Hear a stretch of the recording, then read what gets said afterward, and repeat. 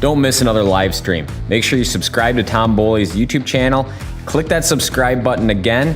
You're gonna wanna go down there and turn your notifications on. Then you'll be notified each time we do a live stream fishing event.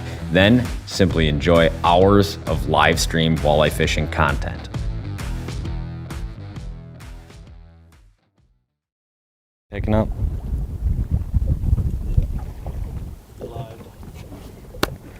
Welcome back to another YouTube fishing live stream. What have we been doing? What have we been up to? Well, we've been traveling all around, filming some stuff. Mitch has videos he claims are almost ready from southern Wisconsin. I was filming Great Lakes video yesterday. That stuff's ready to go. Now we got kind of one of these tweener days, and we're like, hey, let's film a live. And the second we said, let's go film a live, it clouds over, the wind picks up, and there's pending rain on the horizon. Seems to be a trend. Whenever we try to do one of these live streams, some incredible weather event is about to happen somewhere in the middle of this. But we appreciate you guys for tuning in. Mitchell, do we have viewers?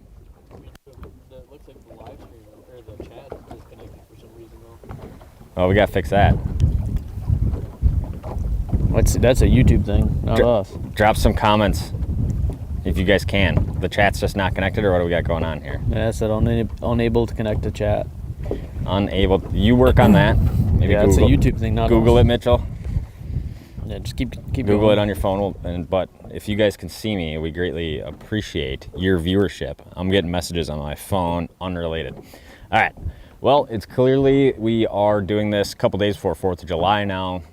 We got it cooler than normal summer, but it's obviously summertime walleye fishing. We got water temps that are 68 to 66 degrees, it seems like, kind of depending on where I've been today. And I sure hope we get this chat working, Mitchell. Nothing? It's all good, yep. Oh, it's all good? Yep. All right. Was it a setting, or is it just Yeah, it was all good. cured itself? We just have a lot of, yes, the screen is dirty, the lens is dirty because it's kind of misty, rainy. Yeah, it is misty, rainy out. Are people commenting that? Yeah. Nice. I told you it Nice. happened. I know.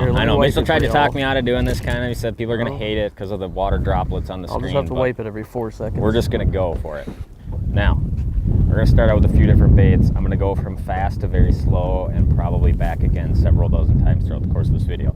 But we're going to start with a shiver minnow and see if we can make anything happen. We got out on this lake probably an hour ago and just drove around. I did catch a couple. I just wanted to make sure it wasn't going to be like brutal fishing. Tom, you wouldn't believe this. I got to cut you off. We have a viewer that is shocking. His name is Doug Hagee.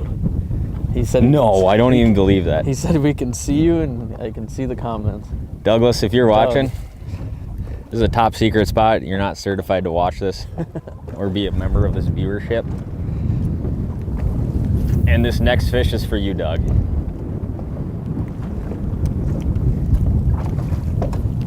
Come on, do it for Doug. Gotta do it for Doug. Do it for Doug. Don't do me like this, fish. I think we gotta get some t-shirts Doug. made. Do it for Doug. You didn't do it for me. Well, Doug, you can sign off now. I didn't achieve my objective, which is catching you a walleye, but we appreciate everyone being here, including old Douglas today, as we attempt to catch some walleyes here in the potential rainstorm. Also, Mitch, isn't Doug supposed to be working right now? I don't know. What the? What day is it today? Little break in the Tuesday. sales calls here? What do we got going on? I'm sure he's in the process of rolling 6,000 cigarettes.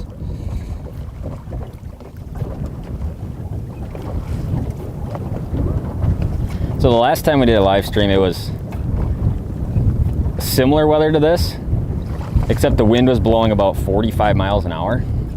And it just kind of left a bad taste in my mouth that day, that we didn't have a better performance.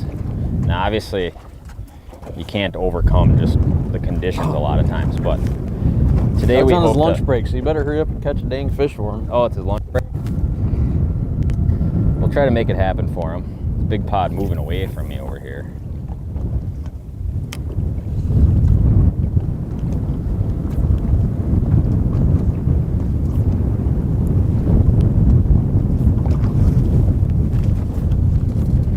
Thinking about it, he's just not quite doing it. Oh, there it was. He He did come and try to do it. You got another pot over here though.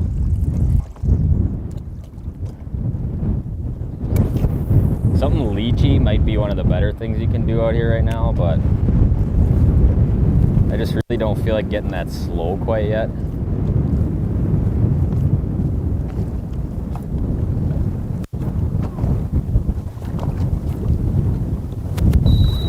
Do you have depth and temperature turned on?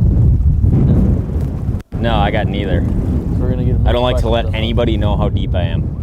No, honestly, this is just, I never even cared to even turn it on. I can try to turn it on here quick. I'm not exactly sure how to do it. But you should be able to, if you look at the very right side of the live stream, you can tell how deep you are.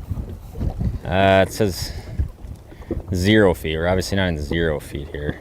It's a setting thing, but you can see on the far right side, we're in like 16-ish feet of water here. Holy cow. But honestly, I don't get that focused on depth. A lot of people will always be like, hey, what depth are you in? That's honestly not a super important question on a lot of lakes. The better question would be, what are the fish relating to?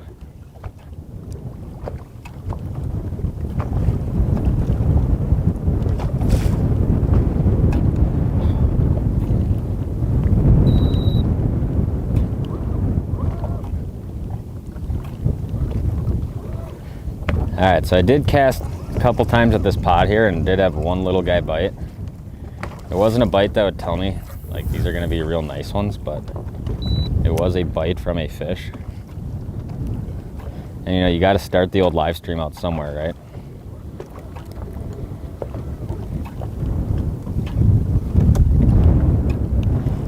But now we might go to something a little slower. A little more delayed.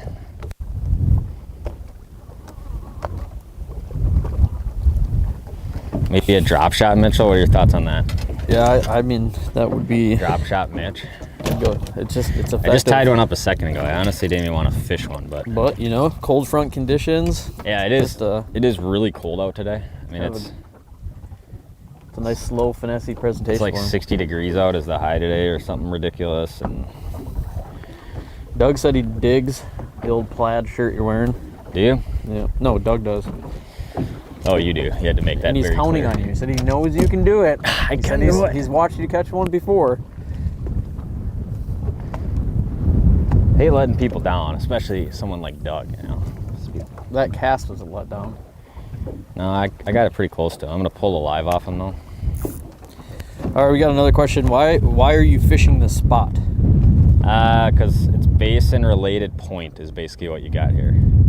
The basin's back behind me, and it's a slow, gradual point with fish holding structure in a number of different depths. And I like that this time of year. Tom, are you concerned about getting frostbite on those little toes? I may. No. No, I'm pretty hardy toes, I would say.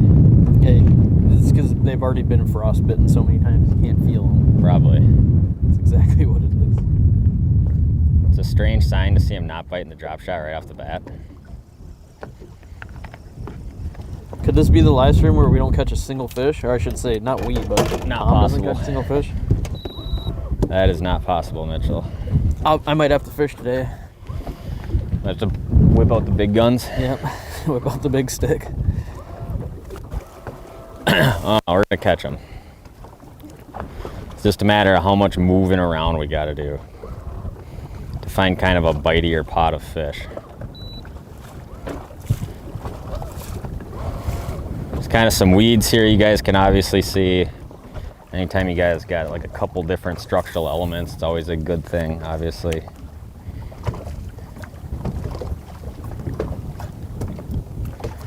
That little guy go. There's a whole bunch of them over that way. See all those fish on the back side of this weed edge? Hoo-wee! All right, Doug, I've been saving this pod for you.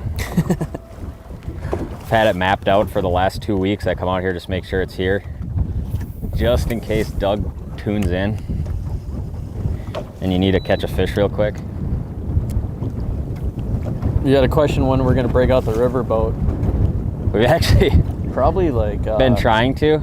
Well, the rivers are tough to fish right now. Yeah, I mean, obviously a lot of places there's like record flooding going on right now, which, you know, isn't great for all these little rivers that are just like blown out all the time. But it is on our objective to break it out. In fact, we even thought about doing it today or tomorrow, but we'll see what happens. It's been a very difficult year to try to like plan where you're gonna go.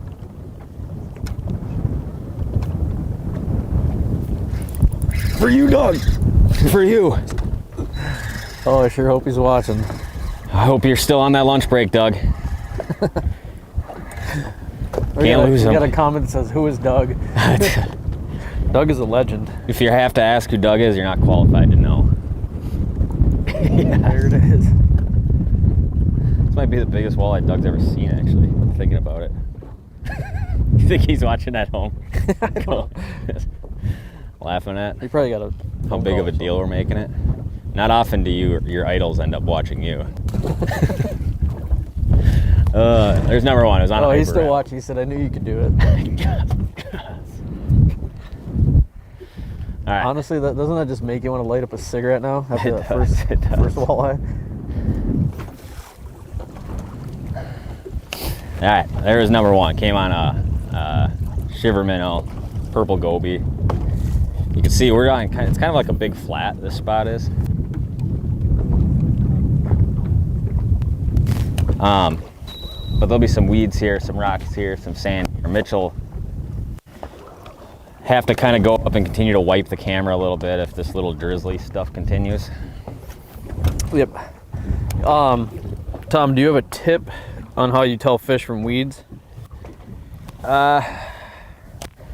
These questions are always kind of hard. I mean, obviously, like, those are all fish back there behind the weeds. And then there's obviously weeds like all over right there.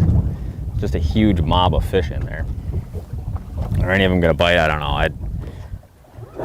Sometimes if you get into these schools that look like this right away and they're not biting very good, I don't honestly spend a lot of time fishing for schools that look like this because they're all gonna be the same size.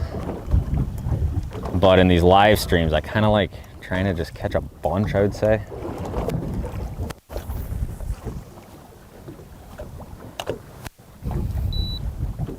I mean, my gosh, if they're not biting a leech in that school, I'm not even gonna throw it the rest of the day.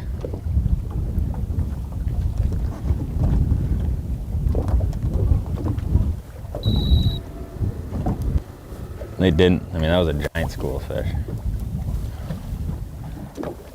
It's crazy how fish just like, yeah. I mean, you know, like at some point throughout the last weeks, it was throw a leech into that school, catch every single one of them. Yeah, for sure. Now, obviously, it's just, whether it's pressure or, you know, whatever causes them to do that, it is interesting. Keeps a guy on his toes, I would say.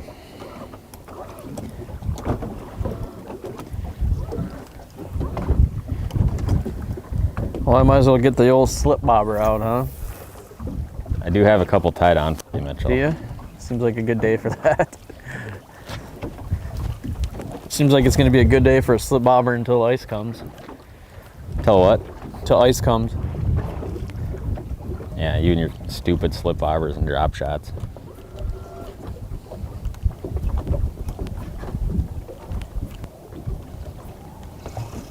I have not thrown a search bait at him yet, though. So we still got that. Got a question. How do you know you're looking at walleyes on live? Based on where they are and how they're set up. Just by looking at this thing for a million hours throughout the course of my life. But if I had a better answer, I would give it to you. There's not really like a black or white answer on how do you know what you're looking at as walleyes.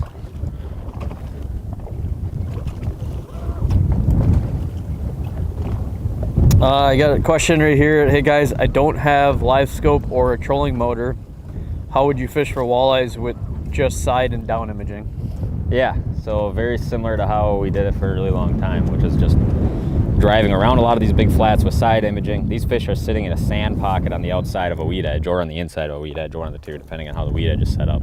Drive around, you see them, hit spot lock, the fish will either be right to your left or right to your right, and cast a slip bobber or whatever you're gonna fish with right to that location. Basically. We can't spot lock because he doesn't have a trolling motor. Oh, it doesn't have a trolling motor? No, then so I would mark out a bunch of areas that have fish, and I would just kind of or throw an try anchor to down. drift through those zones is what I would do.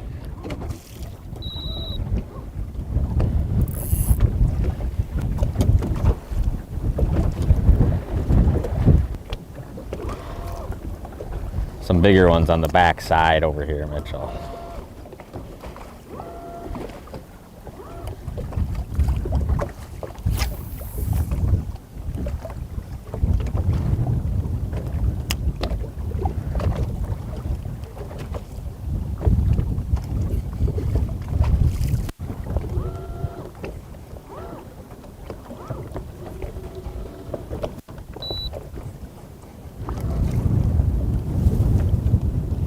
We got giant schools of fish, Mitchell, and they're not biting quite how you want them to.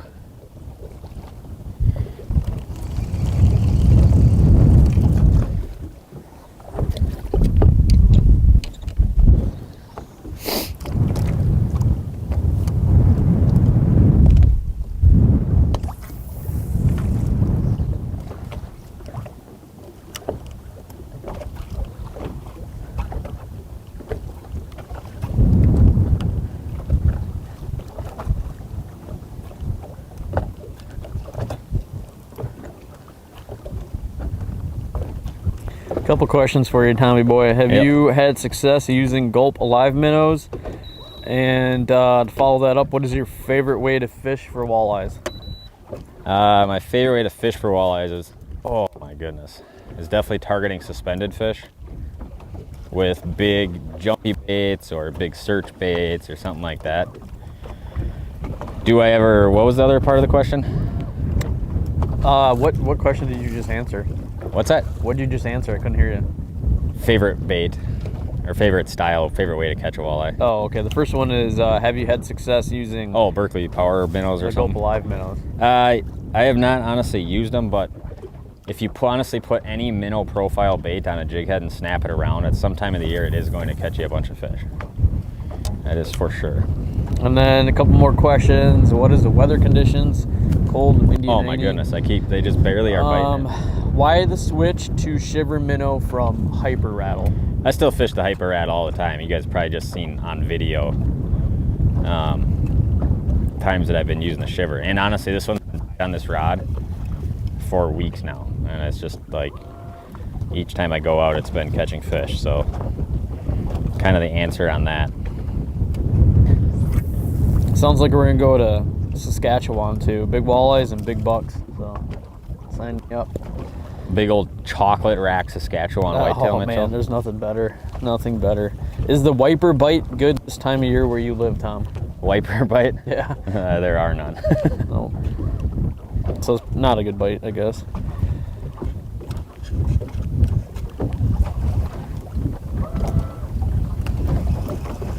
Time to hit some of these with a search bait.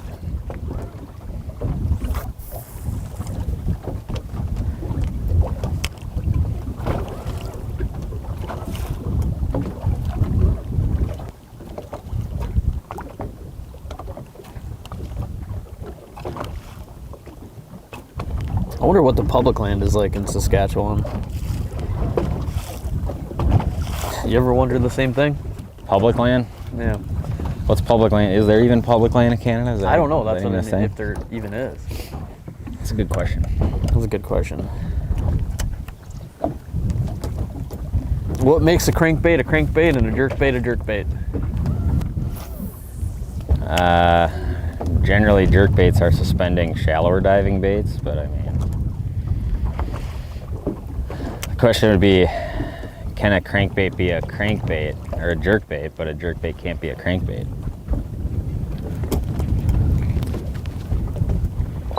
Generally, a jerkbait's designed to be casted, suspending, and a lot of times dive to that 4 to 8 foot zone.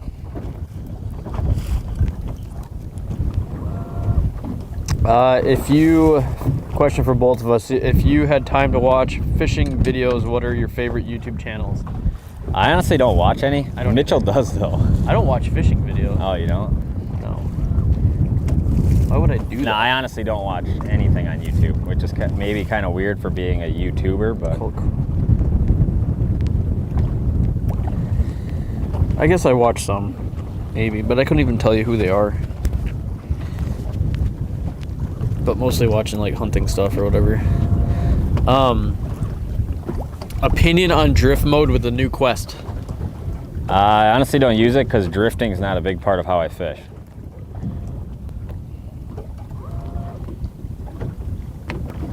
What are some good options for plastics on the search bait?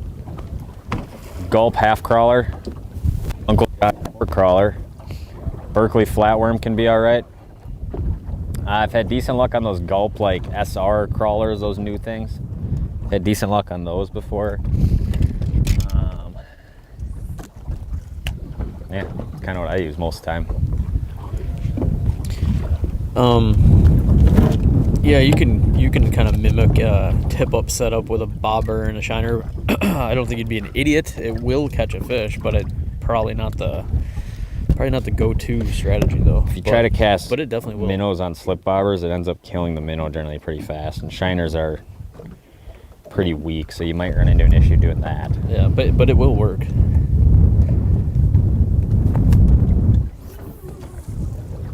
What is your most undesired way to fish for walleye, but you absolutely know it works?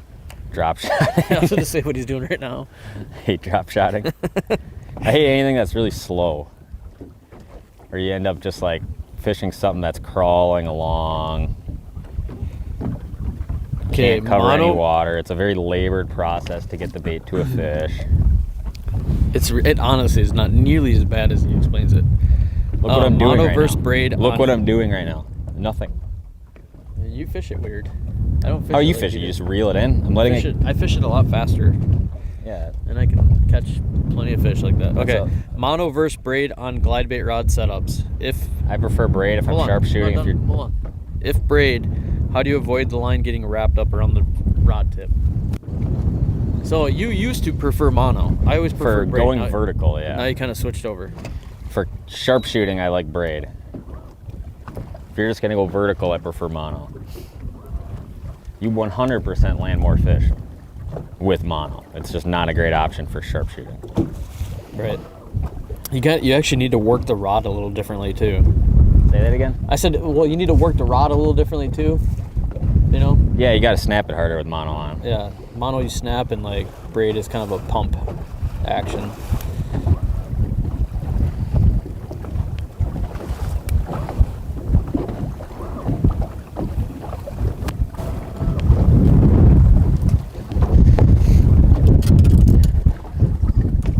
Don't miss another live stream. Make sure you subscribe to Tom Boley's YouTube channel. Click that subscribe button again. You're gonna wanna go down there and turn your notifications on. Then you'll be notified each time we do a live stream fishing event. Then simply enjoy hours of live stream walleye fishing content.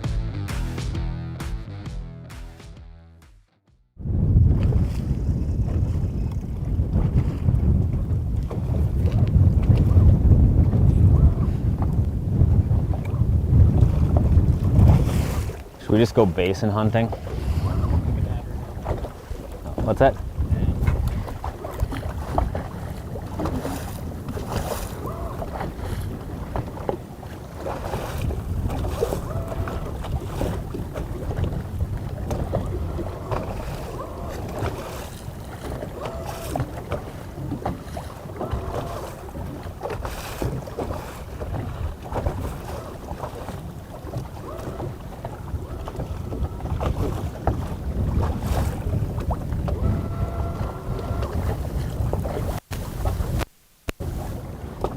Not as much up in the weeds right now. Tom, what's your best tip for fishing reservoirs? Best tip in general for fishing reservoirs? There's a lot of different kinds of reservoirs. If you're talking like river coming in, dam on one end, like a lot of river channel and big points and things like that, most of the time those systems are a lot of sand, and fish relate to the points all year. It's just what area of the lake they're in.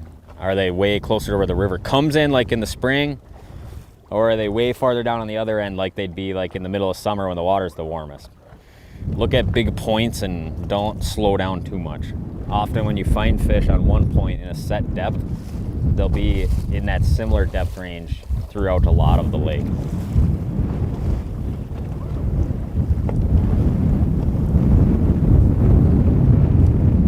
Hopefully that was an alright answer.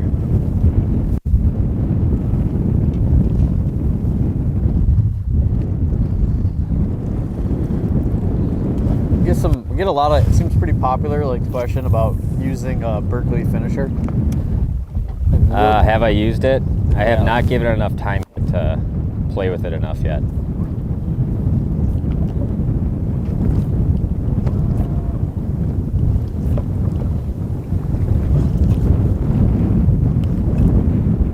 Have you guys used it? Might be. Yeah, that's a good question. It looks like it'd be pretty sweet. Might be the better question, huh, Mitchell? Have our viewers used it?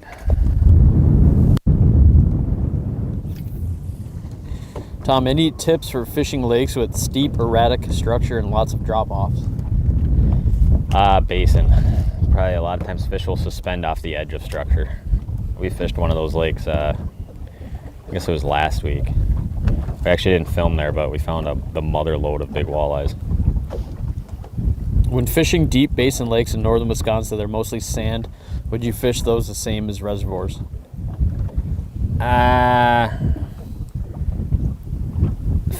If they're mostly all sand, there's not a lot of weeds or rocks, fish will have a high tendency to roam structure and do a lot of suspending. So yes, there's similar things, but it is not all the same now.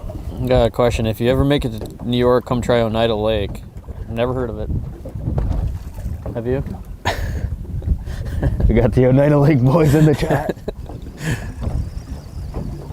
One more cast with this, then I gotta put a search bait on.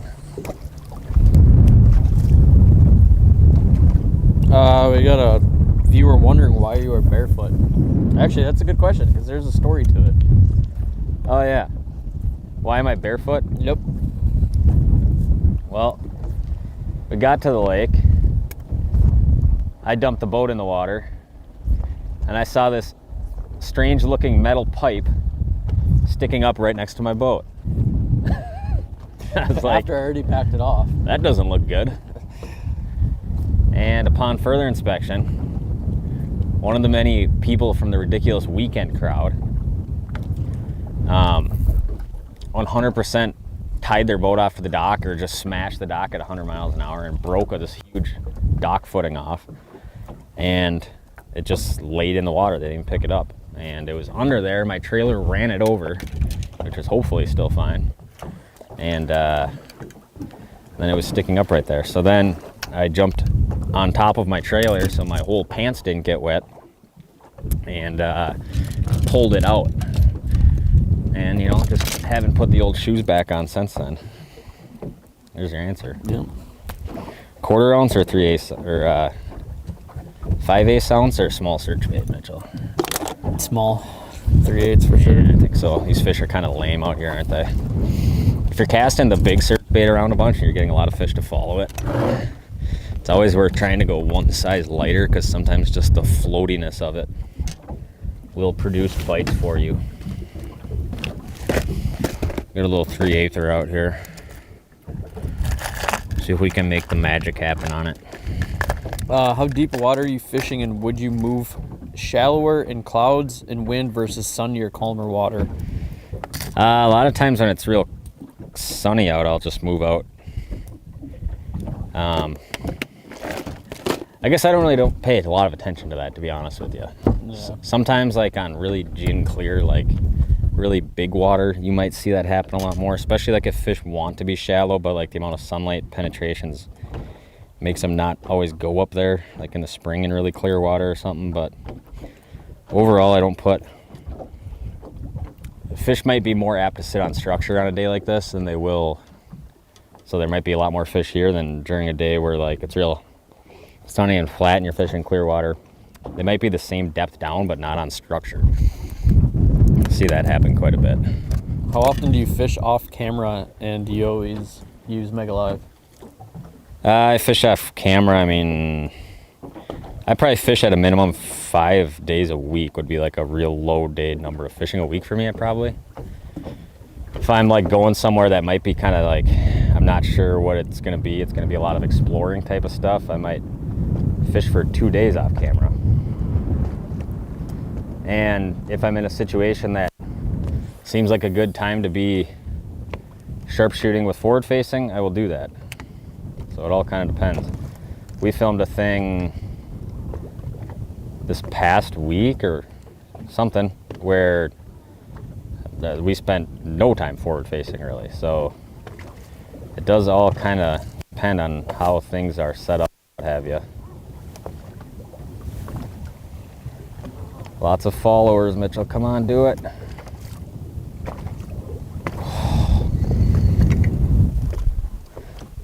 Are we just picking bad days to go fishing here, Mitchell? Yeah, that's another thing too. You should probably let everyone know. It's not like we're coming out here fishing prior. And honestly, the last like 4 days we've picked the live stream have been pretty brutal between wind and rain and whatnot. For just whatever reason. Will you make some Walleye Now videos on how you use landscape mode with the Mega Live? Yeah, we can do that. Yeah, for sure.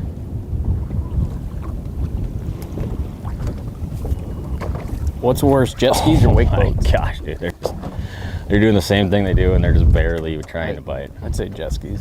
Say that again? What's worse, wake boats or jet skis? Ooh. Jet skis, because it's just nonstop, like wow, wow, Yeah, exactly. like just all day long. I don't mind wake boats at all.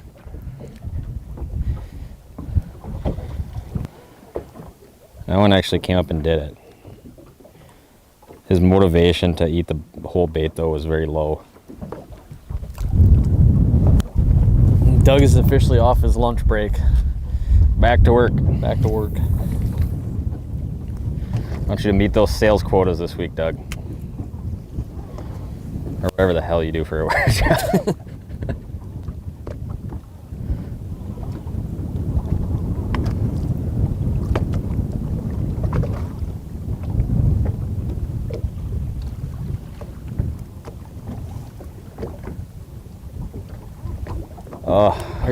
Are you using a stinger hook? No, I'm not, but the crawler is so short you wouldn't even believe that like they could bite it and not hook up to it. They're just not very motivated right now. All right, what's your technique for locating fish without Mega Live? Side imaging.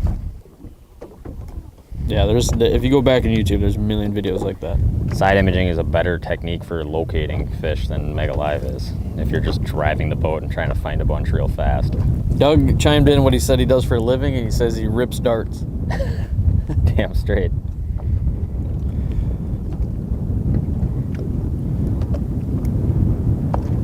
Oh my god! I think he should do a YouTube channel on it, honestly. Painful to try to get him to bite. Do you do any scouting on DNR lake surveys before picking a lake to fish? Yeah, a whole bunch of times when we're going to new bodies water.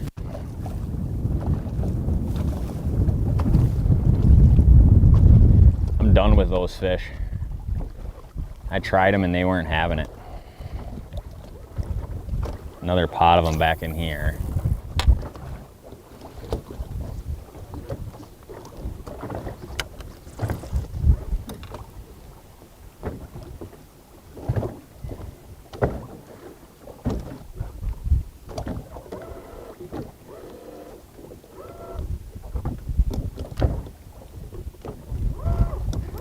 Pretty low motivation levels on some of these fish, Mitchell. They're working as hard as Doug is today to make this video cut.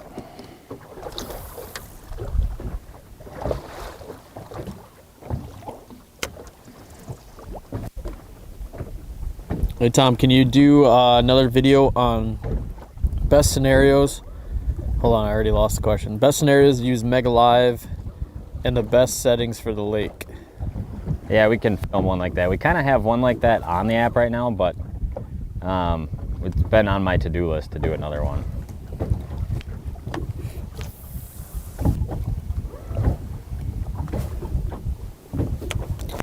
Think you'll be able to make it on Lake Geneva this year? Yeah, we actually almost went there last week. I don't know if you knew that, Mitchell, but we ended up. We went to a destination body that people have been requesting for quite some time. Yeah, we were just in southern Wisconsin, which you guys obviously always request videos from there, because obviously many of you are from there. We went to one of the most popular destinations down there. And there's a little plot twist at the end of that video I think you guys might enjoy. You think that, are you going to enjoy watching it back, Mitchell? Yeah, for sure.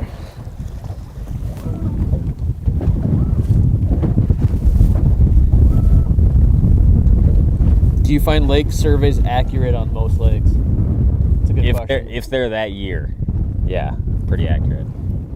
A lot can happen in 3 years on one of these lakes, though. If you're going for a survey from like 3-4 years ago, a lot can what change. speed do you go for side imaging? Say that again? Speed for side imaging. I think 3 miles an hour. Very relative. Whatever your normal idle speed is for your boat, pretty much.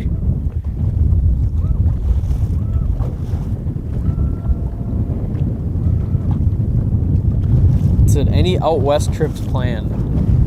Yes, sir. Yes. Like a couple days.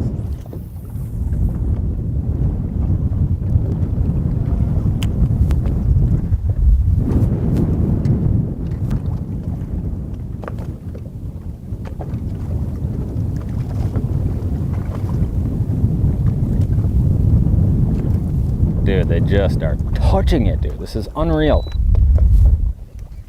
I swear, it's every time we start to go do a live stream, the fishing just goes off the cliff, dude.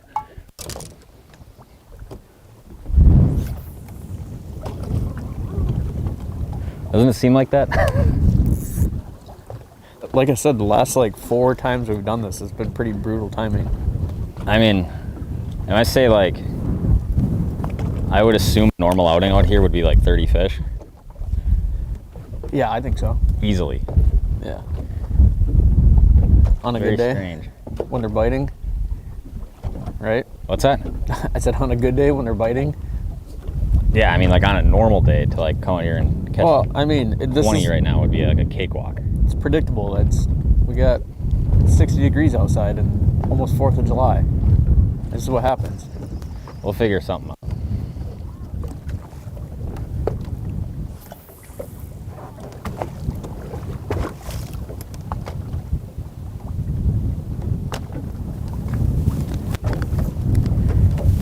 I just put that drop shot with a nice juicy leech and a huge stack of them right there. Any plans on fishing Winnebago this summer? Cat's out of the bag, baby. We already did. What is the purpose of having 2 live imaging mounts up front? Sometimes if I'm just like basin fishing, I will use both. Most time I don't, but it's also nice if you got 2 people in your basin fishing, because then like both guys can kind of do their thing. Yeah, the other day we tried to break down a new lake and we're in the basin. We were both running. I was on the left, he's on the right, and it's actually pretty slick. All right, drop shot's done for the rest of the day. It's just literally not yielding a single bite. So we got that going.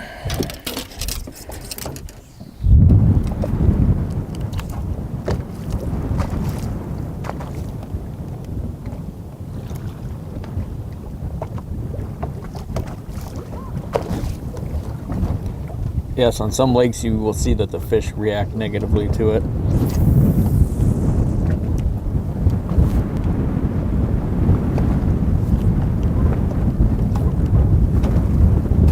Oh my gosh, he got it, but then he didn't get it.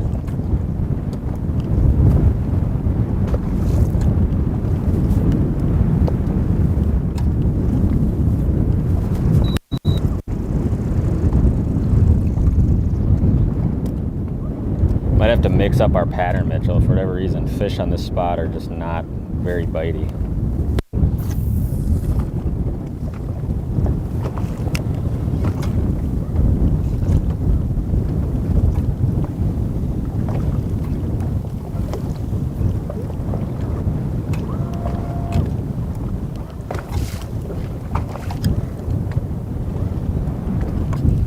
tangle, tip tangle.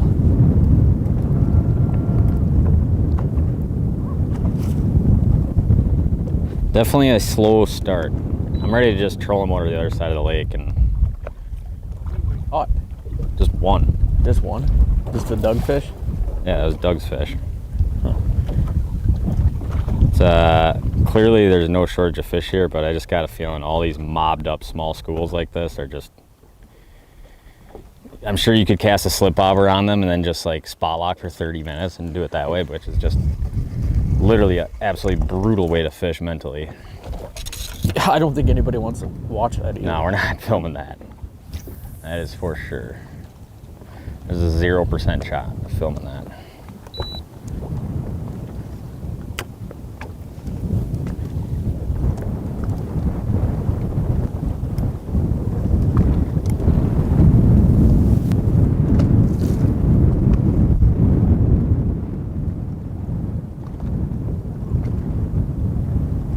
Any good Oh, dude, they're just this is good leech imitations?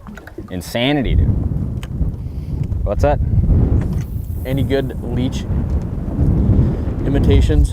Leech presentations? Imitations. Yeah, look at a lot of like stuff that bass guys use for drop shotting. Those are the ones I've found to be the best. Do you think walleyes can get conditioned to reaction baits with them being so popular? Conditioned to it, 100%. See a big difference in how you fish it. Like if you let it hit the bottoms in some lakes, they won't bite it. If you keep it up high in some lakes, they'll bite. They'll have a lot higher tendency to bite it. Kind of a weird thing to note.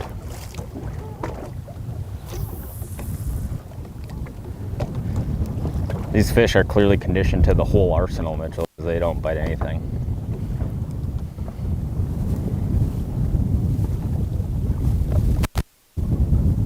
Even when they come all around and get all squirrely like this.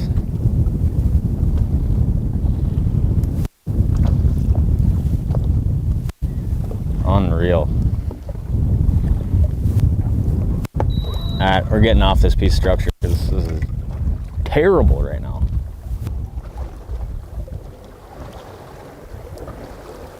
I've never seen anything like that out here.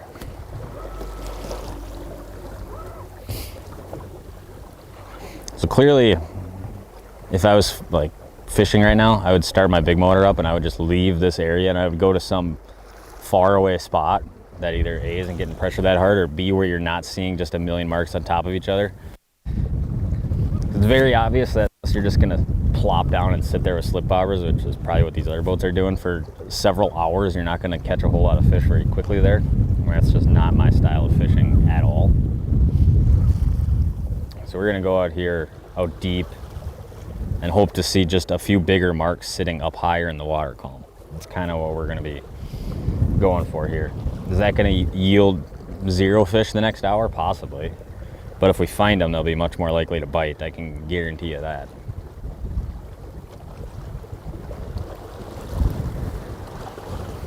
The other thing that it seems like a lot of these live streams we do, there's like lakes where we're like, should we go there and film it? And then we're like, we don't know if we have the service to do it. So it's like, there's like 3 lakes we know we can do it that all are very heavily pressured with heavily pressured fish on them.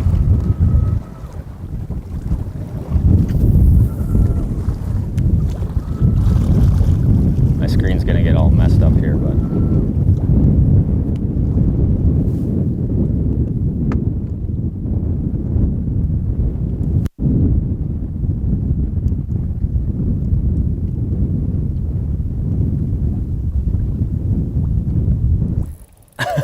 I got one. It's just tiny though. It's tiny, which is what these little schools are. I mean, it's a 15, 16 incher on the search bait. He puked up a whole bunch of, I don't even know what stuff that is. That was kind of gross. It was kind of gross. Little keeper walleye if you wanted to put one in your pocket and take them home. Was it tempting, Mitchell, to put that one in your pocket or no? Yeah, sure was. These are the kind of baits I like to fish. These baits where you can just keep the trolling motor on high, and like if you see something, slam it in reverse, get a bait to them quickly, put it on them, and try to get a response like relatively fast. That is how I like to fish most of the time. We're getting interference right now from another boat side imaging about 100 feet away here.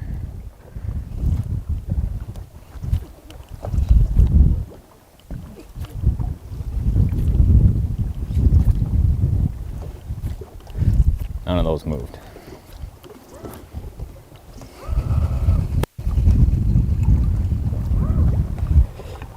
All right, Mitchell, we got 2 fish. What do you think about that? It's modest work, you know. Read me a question. Read me a question. Looking through them right now. How many viewers we got watching? Top 3 destination lakes. Top 3 destinations? Is that what you're asking?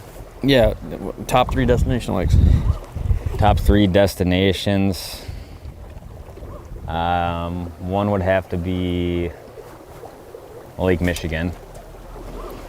Another one, I mean, Sakakawea is unreal. If you just like to catch walleyes, Sakakawea is incredible.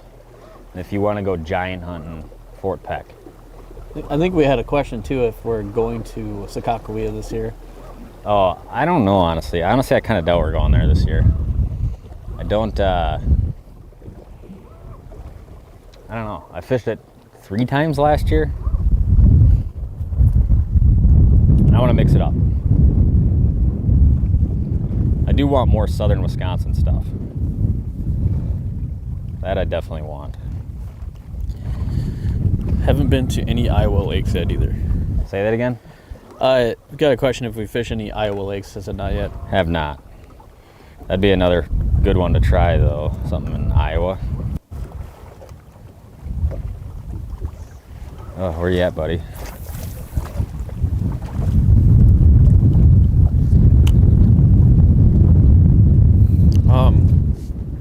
Here's one. Looking at getting a new trolling motor. Have you ever seen anything with a joystick option that has an instant response for directional turning? Any recommendations on trolling motors would be appreciated. Joystick option? I don't think so. No, I have not seen anything like that. I have used Minn Kotas for years, Tarovas. Rarely, if ever, any problems, and that's over like a decade. These new Quest ones are absolutely incredible. The power and how quiet they are and how instantaneous everything is unreal on these things. So they are highly recommended. So now I'm kind of like off of structure. Basically what I'm doing is just trying to find suspended fish, which are going to be some larger sized fish. We're hoping to get away from some of these little dinks. Because no one gives a rat's ass about those things, do they, Mitchell? I don't know. People don't care about Little a fish? 17-incher. They want 23s, 24s. Our job is to give the people what they want. I think I'm gonna go back to the big one too, until this provides itself to be ineffective. Where's that big search bait? There it is.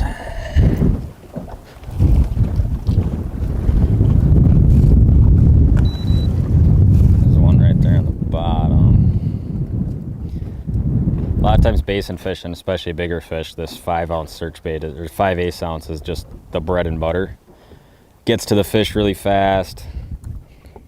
Generally the bigger basin fish are not at all intimidated by a faster bait.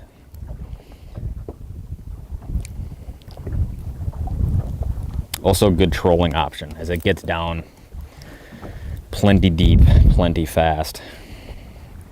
These are some monstrous night crawlers.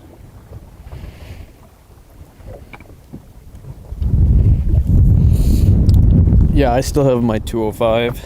Love that boat. Question on the Kalen bobber. How low in the water should it sit? I have a 1/4 ounce bobber, 1/4 ounce weight, and a 1/8 jig, but the bobber seems to sit high in the water. Tried it yesterday and lost my bait twice. Lost what twice? The bait twice. Yeah, I don't know how you lose the bait on it, but if you rig the 1/4 ounce with a 1/4 ounce bullet weight, or the bullet weight it comes with, and then the 1/16 ounce jig, that's kind of like the ideal setup, in my opinion. My humble opinion. Oh, I got a tangle right as I'm looking at these bigger fish here.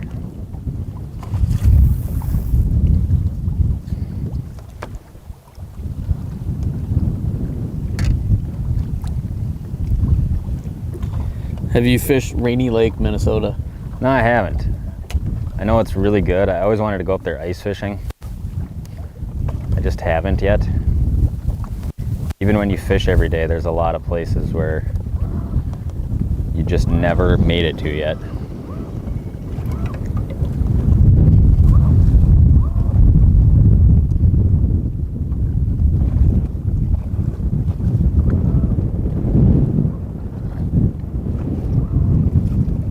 Nothing high, Mitchell. Everything's down low and only a couple smaller looking marks. Yeah, I noticed that. Everything's kind of stuck at the bottom right now. If we do this big pass over to there and it still looks like this, I guess we're just fishing the weed fish.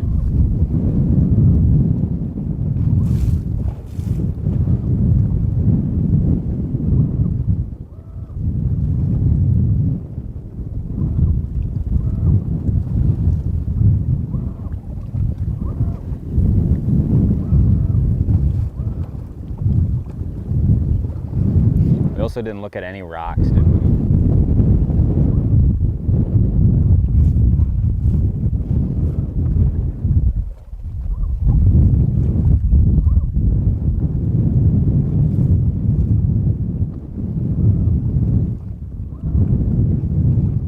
At least the little rains kept away, huh? Yeah, I thought it was going to pick up for a second. What is how different is the Kalen's bobber from the Thill wobble bobber? The Kalen's bobber is heavier, which is what I wanted because it sharpshoots. You can cast it harder. It's got, the biggest difference is it's got a line through system. So if you ever fish a wobble bobber, the line, it's always so hard to make it pass through, especially with braid, which is what I like to use when I'm slip bobbering. And these have it's a straight one-piece seal that goes straight through. So the line just slides right through, which makes rigging easier. It slides down the line a lot faster if you're sharpshooting.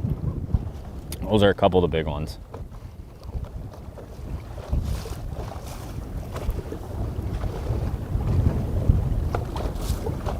Normally I'd probably just start the big motor idle over here, but since we got so much stuff littered all over the boat, we're just gonna kind of do a high-speed trolling pass around here, or a high-speed scan with the trolling motor halfway across the lake.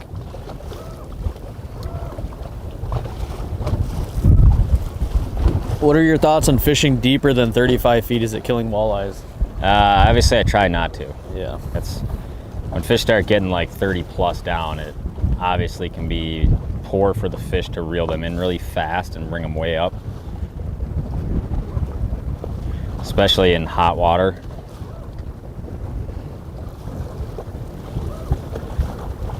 And in most lakes, I mean, you never have to fish that deep.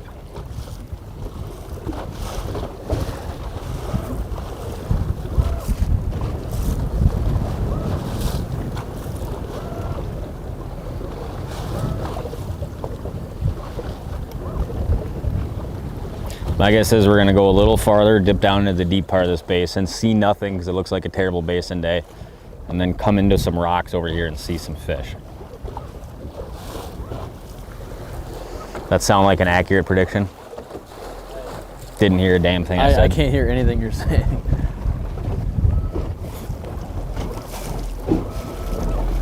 I know you're cruising pretty fast though, so. What's that? So all I know is you're cruising pretty fast, so I'm guessing you don't like what you see. No, I'm seeing nothing over the basin, which this is classically a poor day to be basin fishing. I just really didn't like what I see in that first spot. It was just tons of small fish all jammed together. Yeah, this weather's got them thrown off for sure. Which I think is really predictable. I like higher sitting big single marks or doubles. Those will be bigger fish, which generally bite better than a million fish all jammed right next to each other.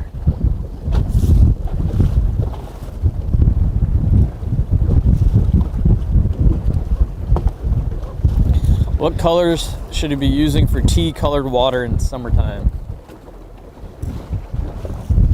Gold. Gold. Gold's a good option. Also got a question. I don't know if it's from the same person on the bobber, because there's that, you know, the line that separates the colors. Is it supposed to sit above or below? I don't think that really matters at all. Yeah. Just know that the 1/4 ounce is designed for a 1/4 ounce bullet weight and then a 1/16 ounce jig. It'd be fine with an 1/8 ounce jig on there too, but that's kind of how they're designed.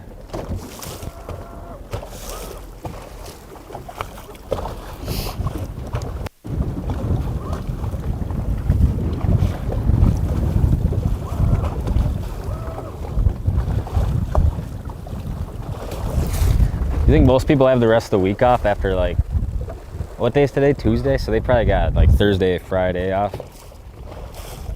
So there's probably going to be some walleye fishing done by the viewers this weekend. Where are you guys going fishing this weekend for your 4th of July weekend festivities?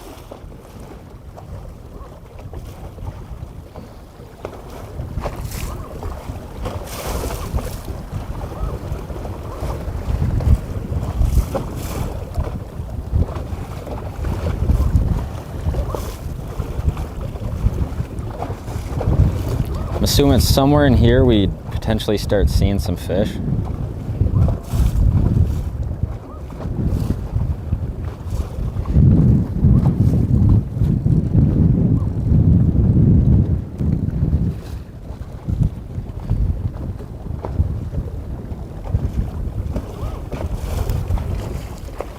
It's a couple away out there.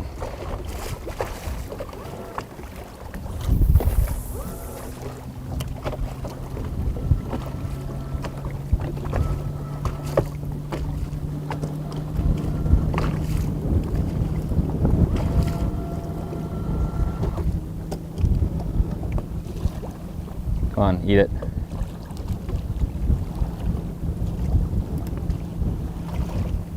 You guys get all over me and then you don't eat it.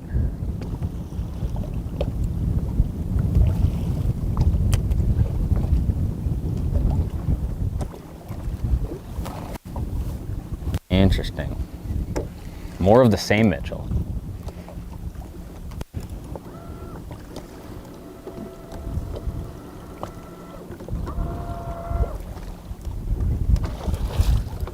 Obviously a bunch of little ones right there under me, which we don't really care too much about them.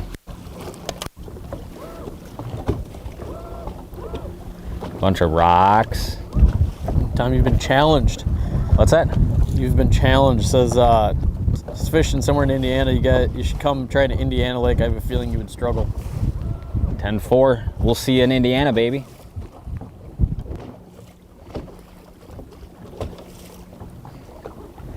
Anywhere new, you struggle right away, and then you slowly piece it together. There's a lot of videos where we might knock them out of the park, or we might go 6 hours the first day without catching a fish.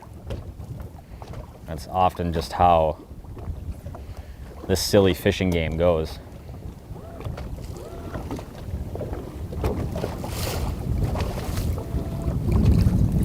That one, that's a better one. Because it's jumping. It's a big old bass. I think we should catching switch up and bass just on the bass search fish. bait, baby. What do you think about that? What do I think about the bass? No, switch up and just bass fish. Oh yeah, I might have to do that today. The bass are biting. Yeah, there we go. That matters. This is actually my second one out here, believe it or not. The first one I caught off camera just before we started, and I said, that's good enough for me to tell me the walleye bite's gonna be hot today.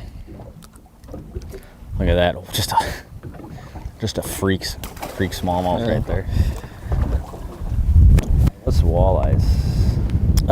Give a breakdown on your full live setup and prices. So this is the graph I'm using is a Humminbird Apex 13. That's what I got rigged up here right now. And they are a pricey unit. The main reason I wanted them was for video out, so we could do things just like we're doing right now. without it, we wouldn't be able to do any of this stuff. But that graph, it is an awesome graph. It's obviously crystal clear display on it and everything like that. I think that graph's like $4,000 or something like that. The live pole, I want to say they're $300-400 for the pole and the assembly and everything. I'm not sure on the prices. The transducer is about $1,200 for a live deucer. I think maybe they're $1,000 now or something. I think they're $1,000. Something like that. So obviously you can get into it for as much or as little as you want to. You know, the $1,000 deucer. You can run a Helix 9. Well, I was gonna say, I think I saw his comment earlier that he already runs hummingbirds. My suggestion to save money would be grab whatever graph you already have and hook it up to that, and you just have to buy the transducer and a pole and you're good to go. That's basically what I do on my boat. I've just Helix 9 and I just kind of dedicated it to live.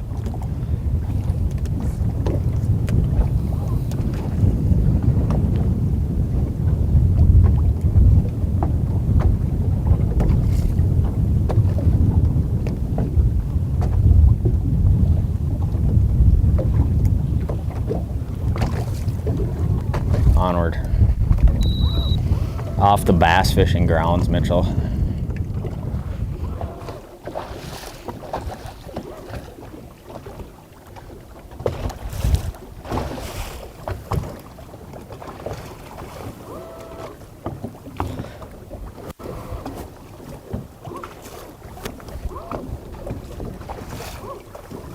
When was the last time you fished this spot, Mitchell?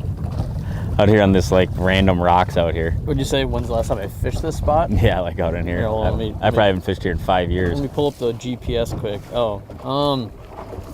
Was there even fish here 5 years ago? Yo, for sure. There was? The last time I was through here, I would say probably 3 years ago when I was guiding full time, and I was trolling spinners through here. Yeah, it used to be good this time of year for that. Yeah, definitely caught fish. Right on this edge, or would you connect all these high spots?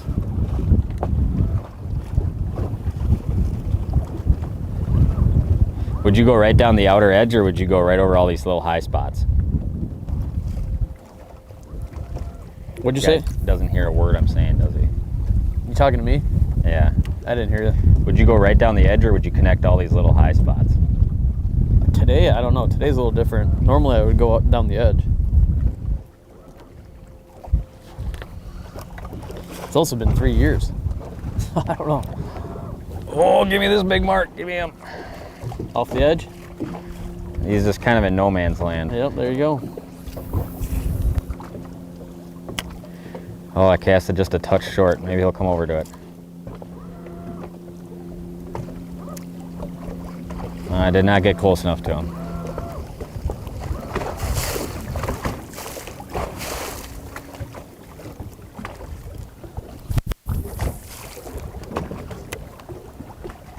It's giving me definite bass vibes though.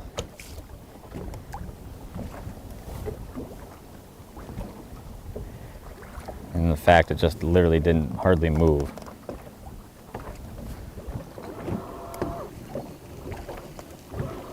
It's probably a bass.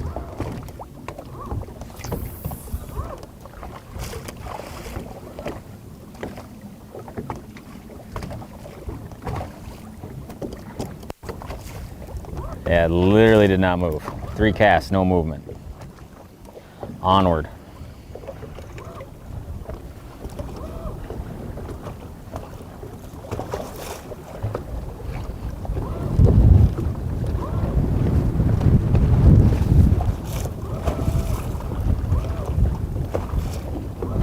Two walleyes and a bass if you're just tuning in. Tom, you got a comment. Let's get that shore lunch butter. What do you think about that?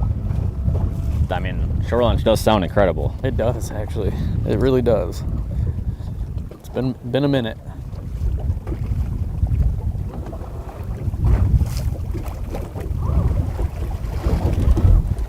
Do you guys ever miss guiding? Whew. Tom, I know you do. I do not. I love what I get to do. See, I don't dislike guiding at all. I enjoy it sometimes.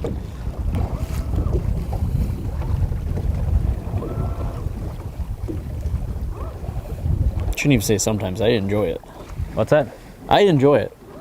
Yeah, it's not like I hate it or anything like that. It's just I love what I get to do right now. Travel around, fish all over the place. It's the American dream, baby.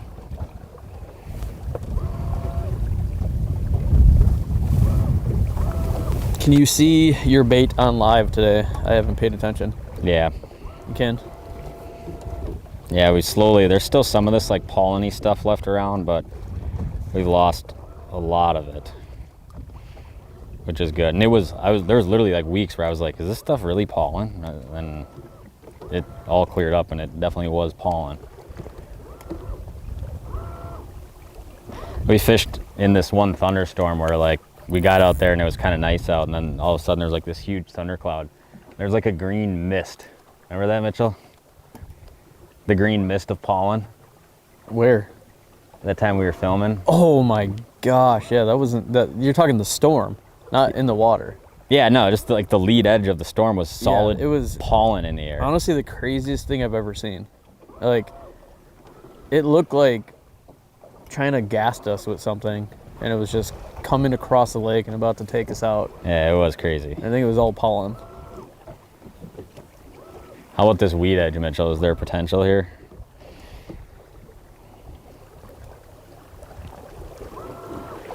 Potential for some perch and bass.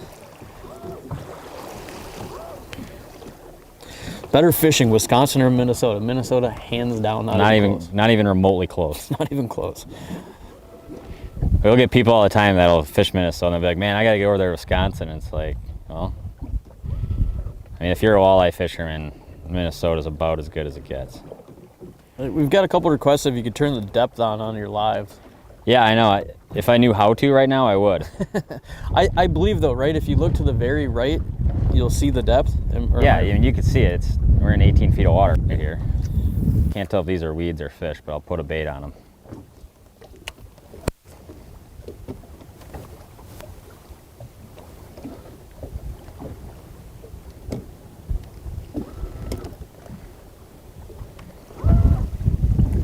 No fish on that weed edge, Mitchell. How would you fish a shallow lake with very little structure, 20 feet or so? I'd say trolling. A lot of times those lakes are really good trolling lakes, where you just kind of put boards out or whatever. You just cover a ton of the shallow mud basin generally. We fished one of those this week and filmed it. You guys will see it in probably tomorrow or something like that. That's a good way.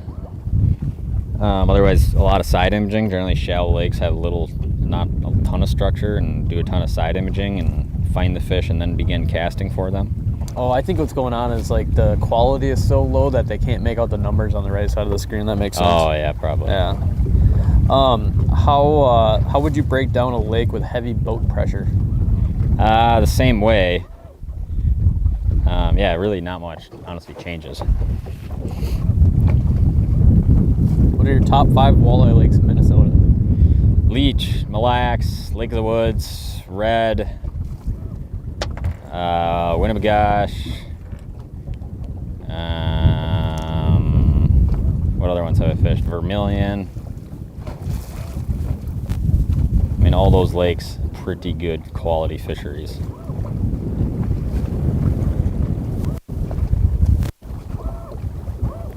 Ain't much going on down this weed edge here.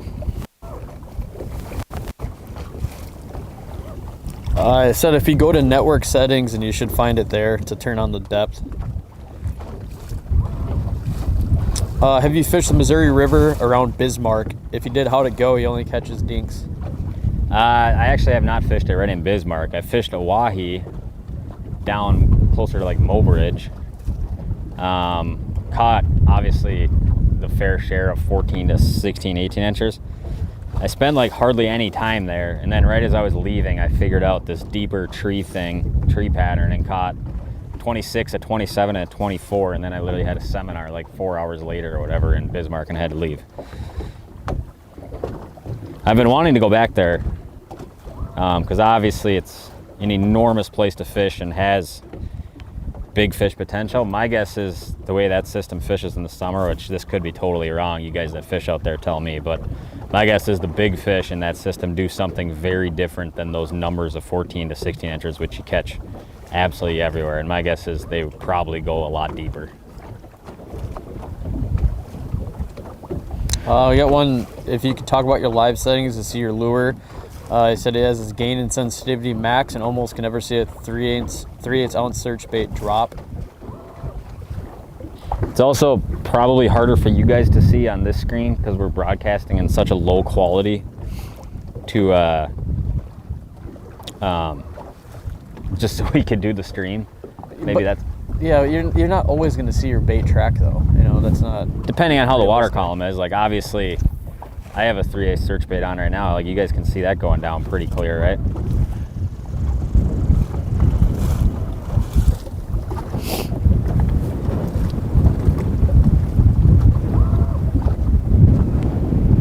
So it's a lot more specific to the angle than I feel like a lot of people probably realize it is, but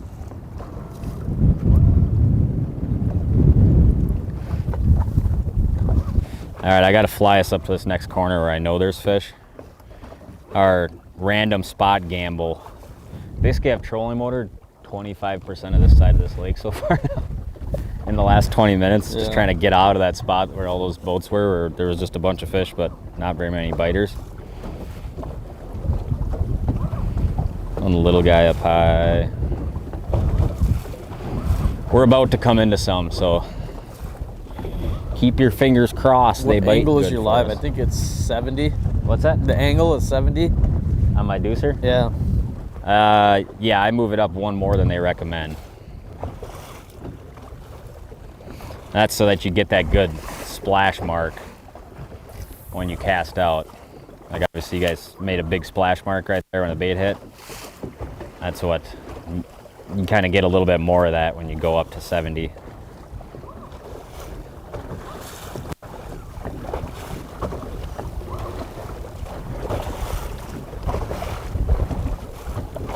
There is really nothing in the basin today. How many viewers we got, Mitchell? 301. 301? Yep. Thank you all, 301 of you, for being here today. We definitely got what is the start of a slower day of fishing. Well, we're still basically in scout mode. I've been on this lake for 3 hours now in the past 3 months. So you could say we're pretty dialed on what's going on, right? You know what they say. Bad day of fishing, better than a good day at work. That's right.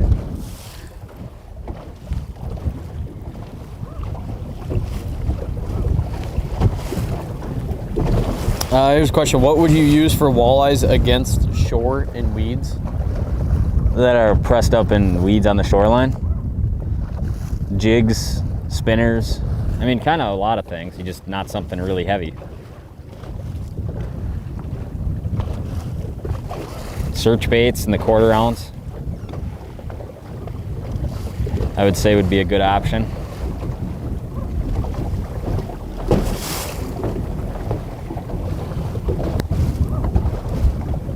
A little farther, folks. Probably doesn't seem like we're chugging along 3 miles an hour right now, basically just going one spot to the next. Sometimes to start up the big motor and drive around with all the connections we got just could lead to a lost connection, which obviously we don't want to have happen. Where would you attack walleyes on the mighty miss once the waters drop? Yeah, I mean, if you're talking about, like, you know, pool 4 is obviously the most common one. I don't know if you're fishing there or not, but I mean, down in the lake, I'm assuming there's a ton of fish just kind of doing the normal things,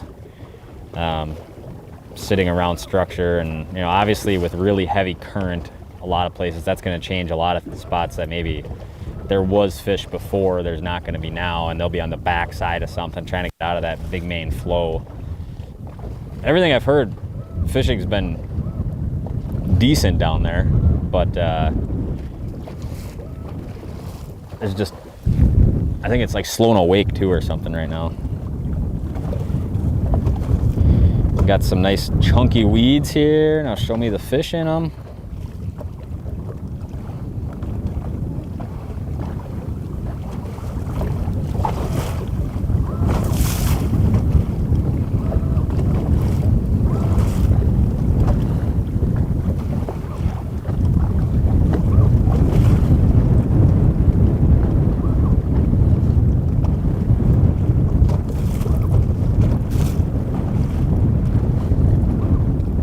Got kind of a nice little outside weed edge here. You can see no weeds there. Some weeds there, lots of weeds here. Somewhere on this edge, I would assume we're gonna run into some fish. The edge is in 16 to 18 feet of water, it looks like.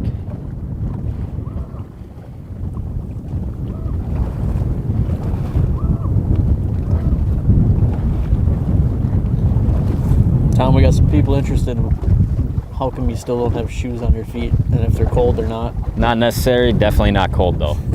He doesn't have feeling in his feet. I'd rather go no shoes than go Crocs, Mitchell. What do you think about that? Then Crocs? I'd rather go no shoes than ever wear a Croc. What do you think about that? That's a bunch of BS.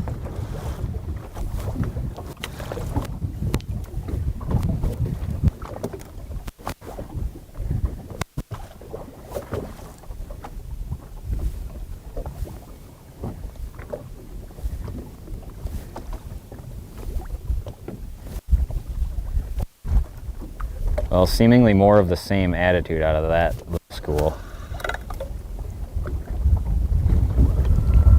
Oh yes, give me that. Give me that right there. Tom, what's the average ounce bait you guys use for catching walleye? 3/8. It's a pretty standard issue. Yeah, probably.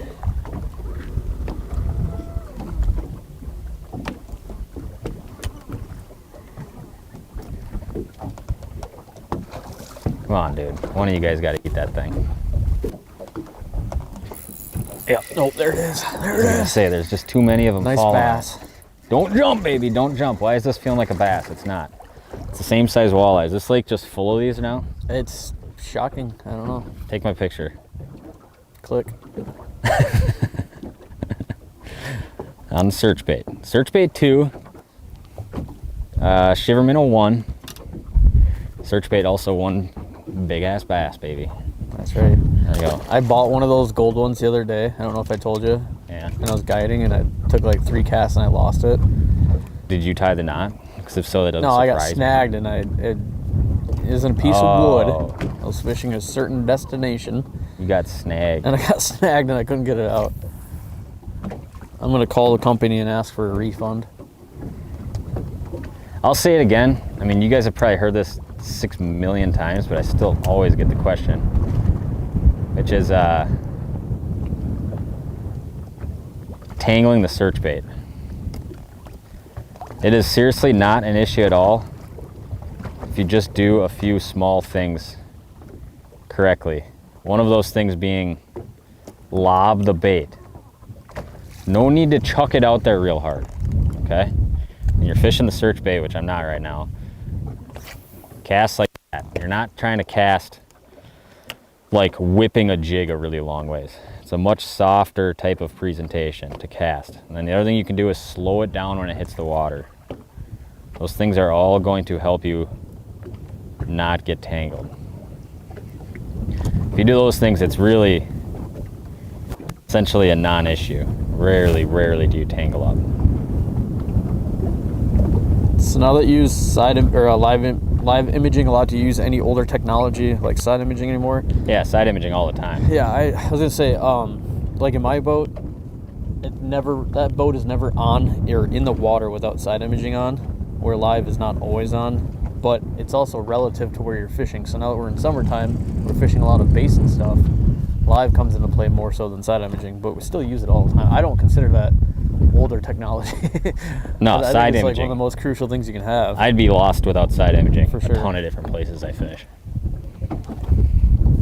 Jig half crawler, what do you guys think?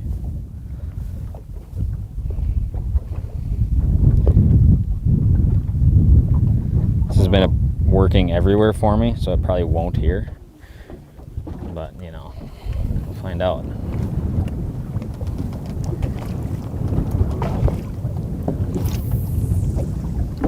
Oh, it ain't gonna work with that cast though.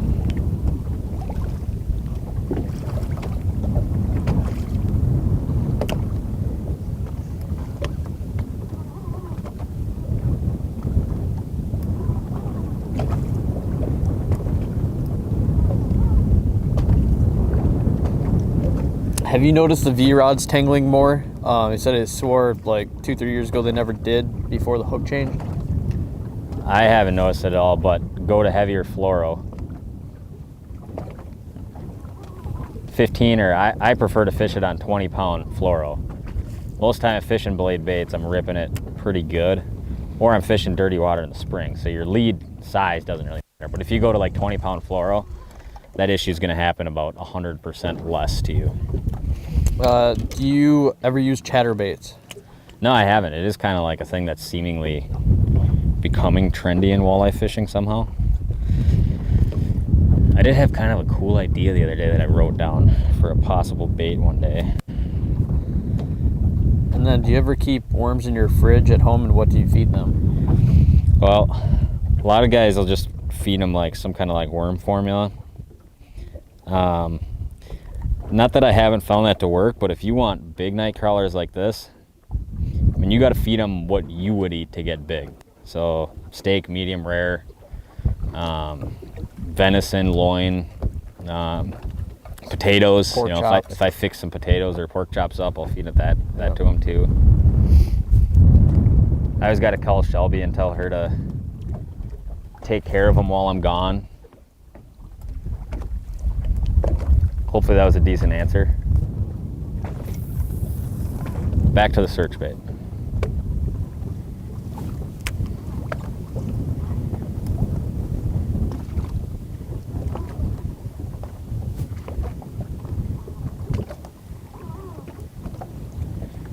It's the classic situation of that first cast into the school, they kind of bite it or do a little bit more aggressive stuff, and then after that, they get much more difficult to catch.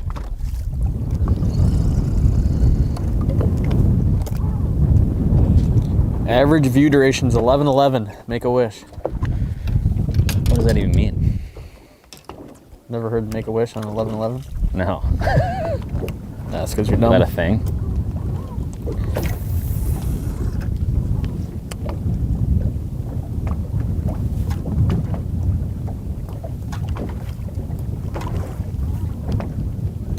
What's your biggest tip on when you're changing from crawlers and minnows in the fall for drop shotting? Biggest tip for like when to change? Biggest tip on when you're changing from crawlers to minnows in the fall for drop shotting. I'm gonna assume he meant like when do you make the switch? Generally, like when you get water temps like sub 60 for sure. That would be a good time to for sure change. Also, which hook on the search bait? Straight or slow death? I prefer the straight hook.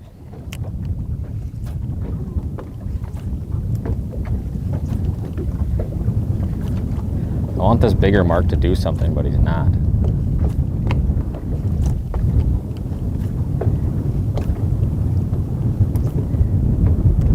So the first cast into this school, I think I got bit. Since then, almost no movement. I'm gonna take one more cast and I'm gonna move.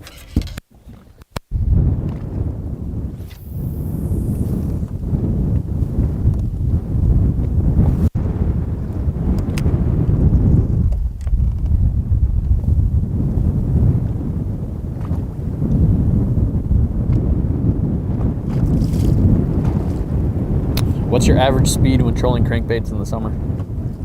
I'd say like 2's pretty run of the mill.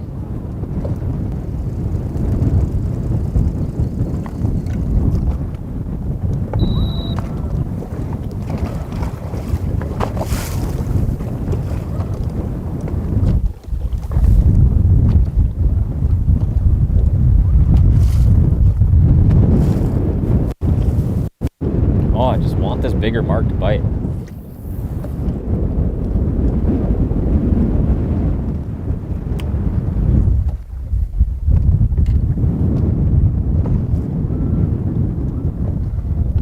He just has no interest in doing it though.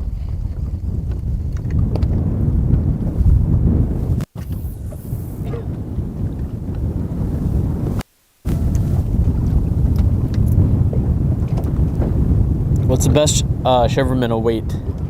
Oh, dude, look at that. Eagle just Eagle grabbed the just fish swooped right down next right to there.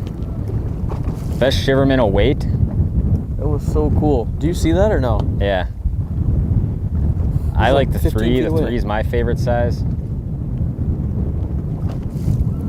Do you have video or advice on what electronics are best to start out with fishing on a budget? I don't know if we've done a video exactly like that. We could, I don't though. think so. I would try to get a Helix 9. I'm just gonna say it right now. Yeah, and I think if you go online, you could probably find a good deal on a used one. You can get a Gen 3. You don't need a Gen 4. You could probably get a pretty good deal on a used Helix 9 Gen 3. Try to get side imaging, of course. Yeah, side image is gonna help you out. I mean, then you're good to go with just that one graph. You can kind of do it all from it. Yep. Agreed. What do we got, Mitchell? 3 walleyes and a bass? 3 walleyes and a big old bass. That eagle just caught more walleyes than you. Appreciate all you guys tuning in on a beautiful Tuesday.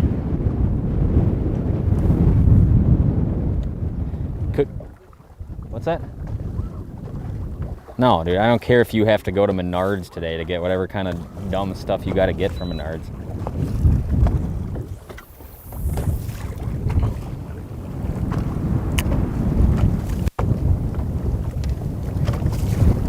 I said, why not go with a 10 since there's better resolution?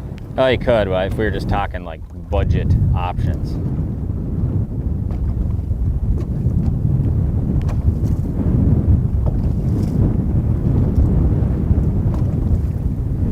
They follow me all over, Mitchell.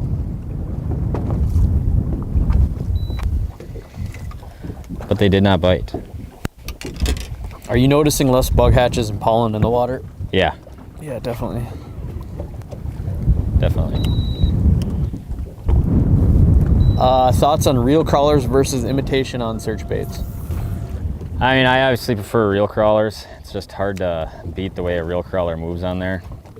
A lot of places I go, though, where fish are just a lot stupider than they are here, because they obviously get pressured pretty hard where we're at right now.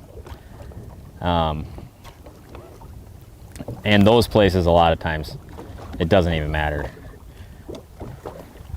Me and Shelby were out at a place on Sunday, and we didn't bring any crawlers, just caught them all on real crawlers, or fake crawlers, and it didn't even matter at all. Oh, little walleye on the shiver minnow right there. That is a school of little walleyes right there.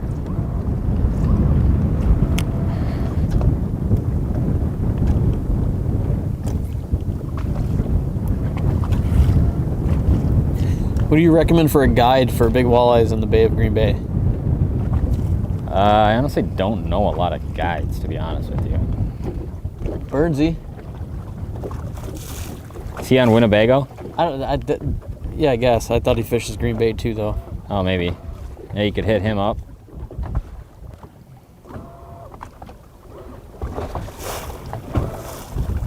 How would you break down a bowl lake with steep breaks? I can only seem to catch them during ice fishing, never summer, no live scope. Basin. I would look a lot at the basin. Suspending fish out over the middle of the lake.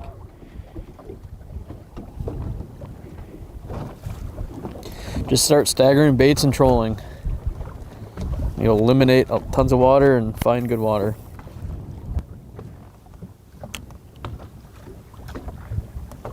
The bracket for live is TKI.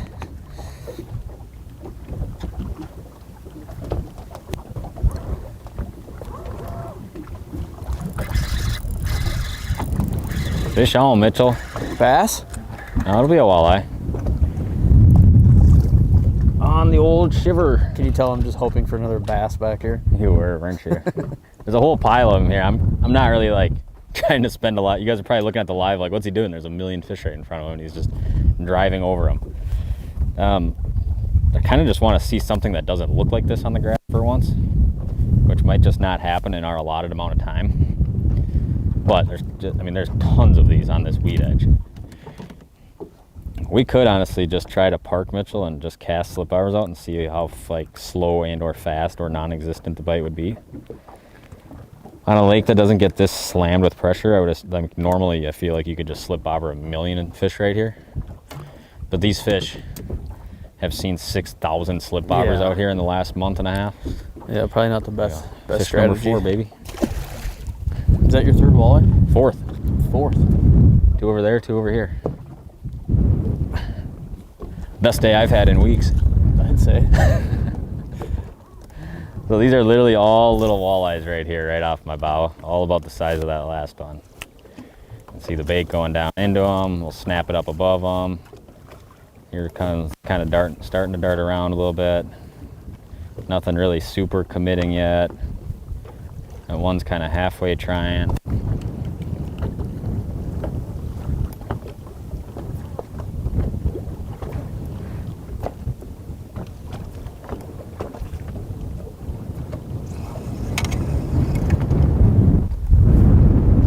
And just nothing off the edge. Just very strange. Another pod of little walleyes right back here.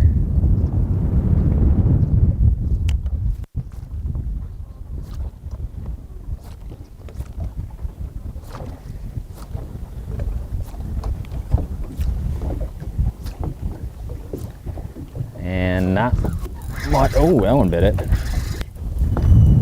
There's so many here. This one honestly might be snagged. I can't tell. Wow, it's feeling bigger? No. Yeah, see, a lot of them are going to look just like this. And sometimes, especially if you let it touch bottom, they'll make a swing at it and you'll end up catching them like that.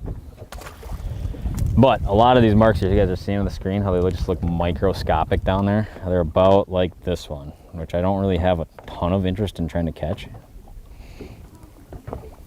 Come on, buddy, come off of here. See you later, little buddy. We'll keep putt. What do we got? I have such a hard time hearing you. Any big difference in how you work different glide baits? Jig and wrap versus shiver minnow versus hyper rattle? Not really. A lot of it's kind of a feel thing, like get the cadence, right? So like, we'll just do a dummy cast here. I'm casting out the shiver minnow. After a few casts, you're gonna kind of be able to gauge how far it falls. Now, obviously, like if you rip the bait up and like you pop it and it gets to here and you pop it again, like the bait's just gonna keep going up.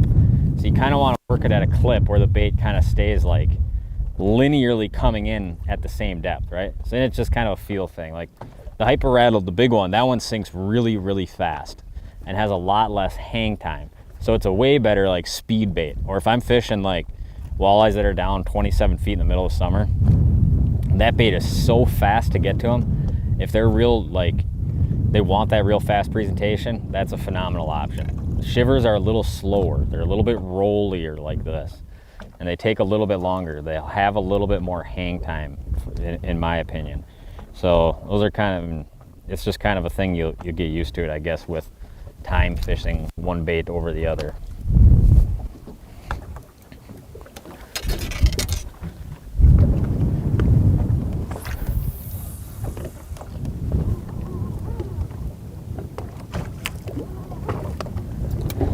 Tom, would you upgrade an older trolling motor Minn Kota to iPilot or buy a new one?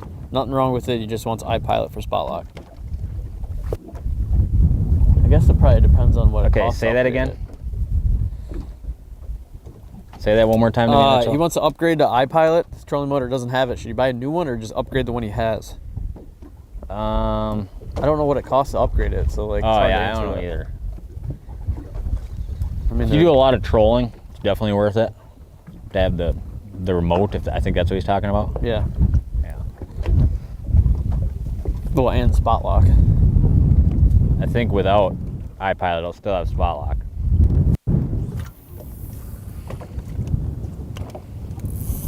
Got another question on what you think of the drift mode, which I don't think you've even tried it yet, right? No.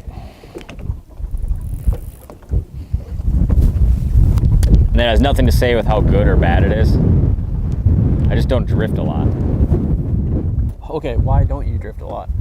Because a lot of the fishing I do is like this, where I find fish either with side imaging or forward facing, and I cast at them. So I like being in control a lot more than I do drifting. Isn't forward facing just for people who don't know how to fish though? Yeah, I mean, it's cheating, Yeah. but So I clearly can't catch fish without cheating, so.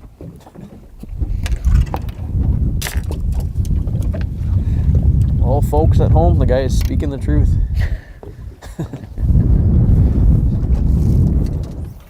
I just lost. What overall rod length do you prefer? That's kind of relative too, I guess, right? Yeah. Okay, if you were forced to give only one piece of advice to a new starting out fisher person, what would it be? For walleyes in particular? I mean, I'm assuming. I would say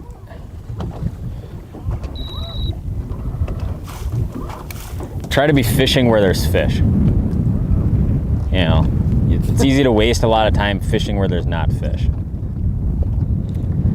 And I would say the way to do that would be get really proficient with side imaging.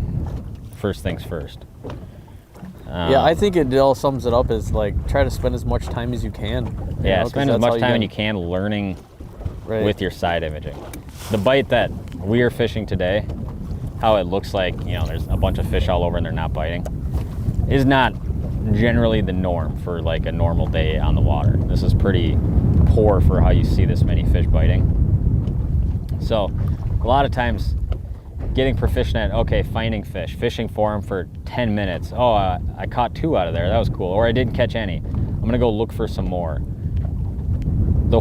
If you just pick a spot, go to it and sit there all day, it's a poor way to really learn anything, in my opinion, because you just spend your whole day like, you know, doing that one thing, where repetition is what makes you become more productive. I guess it's only like $300 to upgrade the head to spot lock. And my suggestion would be just to do that, because trolling motors are incredibly expensive. The Quest is probably worth the money, but what is the price of a Quest? I think they're like $3,000 something. Yeah, that's a huge difference.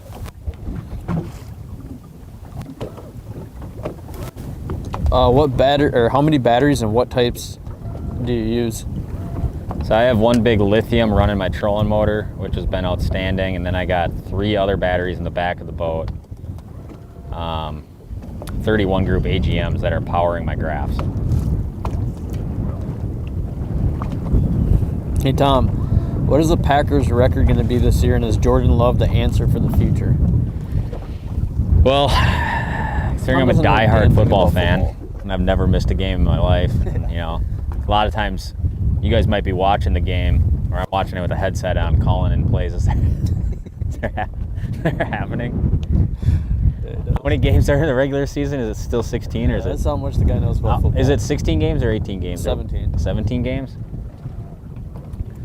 Packers are going to go 13-4. They'll win the division. There'll be a lot of talk about how bad Caleb Williams is this year.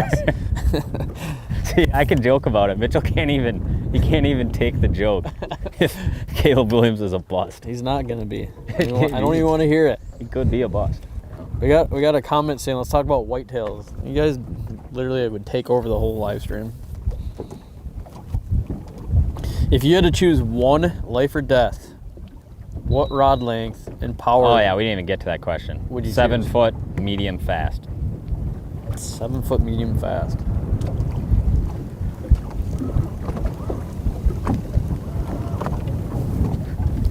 Do you have your graphs directly hooked up to your batteries? Yeah.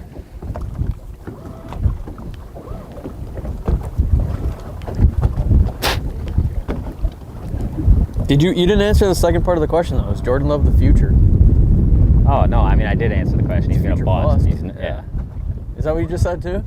Well, I said he's gonna kind of be a bust. Yeah, I agree. Not even kind of. He might just be a bust. Do you hear whose name I said? Whose? I said Jordan Love. Oh, I thought you said Justin Fields. No, I mean Jay Love will continue to prove himself. What about it? Unlike Caleb Williams, though, he's gonna let his game speak for himself, not himself speak about himself. Okay. I know nothing about football. I'm No, just piecing stuff together. He's learning, though, because I talk about it so much, he's forced to learn it.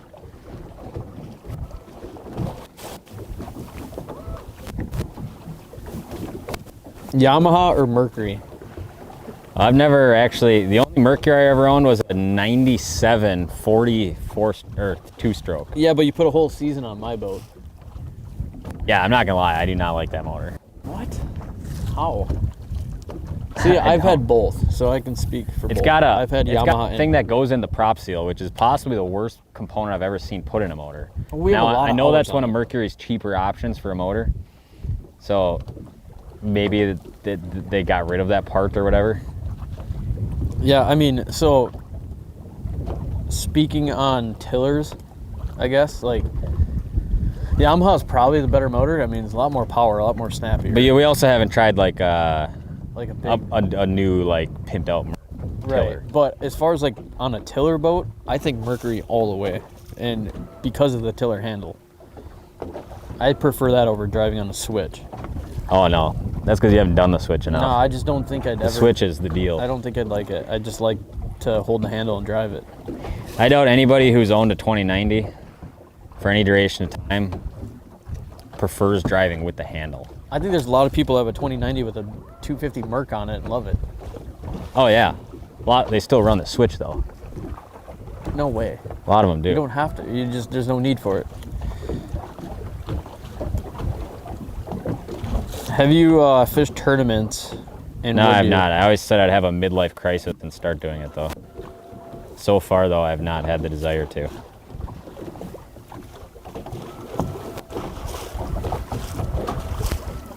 Oh, he said his Verado has so many electronic issues, Yamaha all day. I mean, you can't argue with the Yamaha, that is for sure. Probably, aren't they the most expensive too? If you like spec out a boat? Yamaha? Yeah. I don't think so. What's that? I don't think that's accurate. Oh, I thought they were. Big Daddy. Let's say there's a reason for it. Oh, we just had our first interaction with a good one. Thoughts on the Mercury new electric series motor? I didn't know they started doing electric now. Probably never gonna own one, would be my assumption. You don't care about our environment? I don't have to go to a motor that limits how far I can drive it. I mean, how much battery would you have to bring with you, you know? I don't know. I don't know what kind of fish that was, but it was, I couldn't tell exactly if it was a walleye or not. Is the ride and handling on a 20-foot aluminum boat worth a big price jump over an 18-foot aluminum? That's a 20-foot aluminum to aluminum? Is a 20-foot aluminum worth the price jump from an 18? That I don't. That's a tough one to answer. Like, so if it's tough to answer, it's probably no. Well, the thing is though, is like, I wouldn't switch from a 20 back to an 18 if that. Not because of the ride though.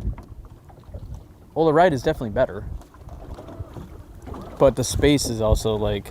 I will say though, okay, on my boat, I have a 20-foot boat. Had an 18-foot. Tom used to fish out an 18-foot aluminum craft, so it probably is not super applicable to like today's fishing, I guess. But say like even I was musky fishing a lot, and you're working spots with the trolling motor slowly, and it could be just Lumacraft, but my boat, it feels like a huge windsock. So when the wind gust, the bow was getting blown all over the place, where the 18-footer was not nearly as bad. It was a lot easier to control. But overall, I would pick a 20-footer. I don't know what the price jump is though, so I'm curious what that actually is. And I think it's also relative to where you fish. So if you're fishing, you know, flowages that are 10,000 acres and less, or lakes that are 3,000 acres and less, you definitely don't need a 20-footer.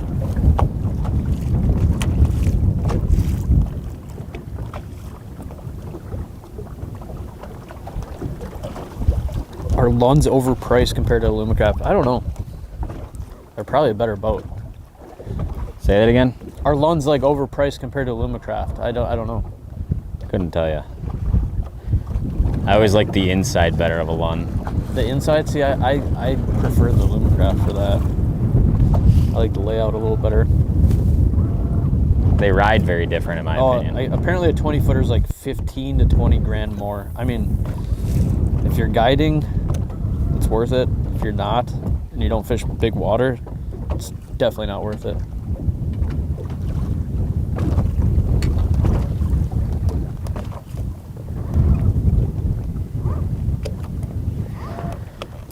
All right, we've been casting at a few random weeds here for a little while. Here's a pot, another pot of these little walleyes.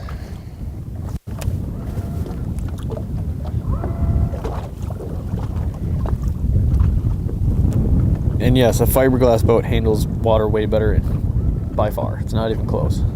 Yeah, uncomparable. But the price jump on one of those from an 18-foot tin boat to a 20-foot glass boat is probably more than 20 grand. It's probably double the price of an 18-foot aluminum boat, which is wild. Lots of little walleyes in the weeds, Mitchell. There's a huge little school right here below us. Right here. Have you tried the Rapala Magnum jigging wrap? I have not. I've not played around with that one yet.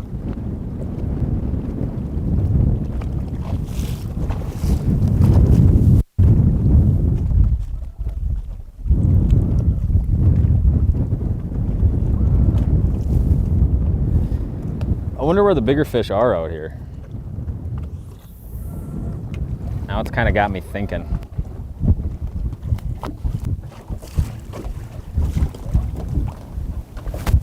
You say you wonder where the bigger fish are? Yeah.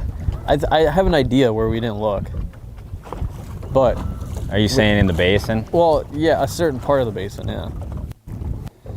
But the thing is all the basin we looked at, there was, did you find a single fish in it? No. Yeah, that's kind of a weird thing.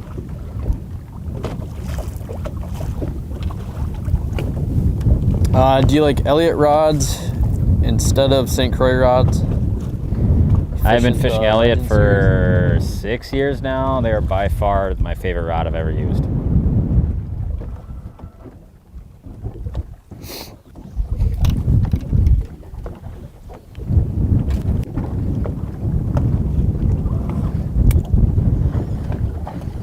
What time of year do bigger fish suspend over the basin? Right now, I mean, really all times of year, honestly. When's the best time? Right now till about mid-September.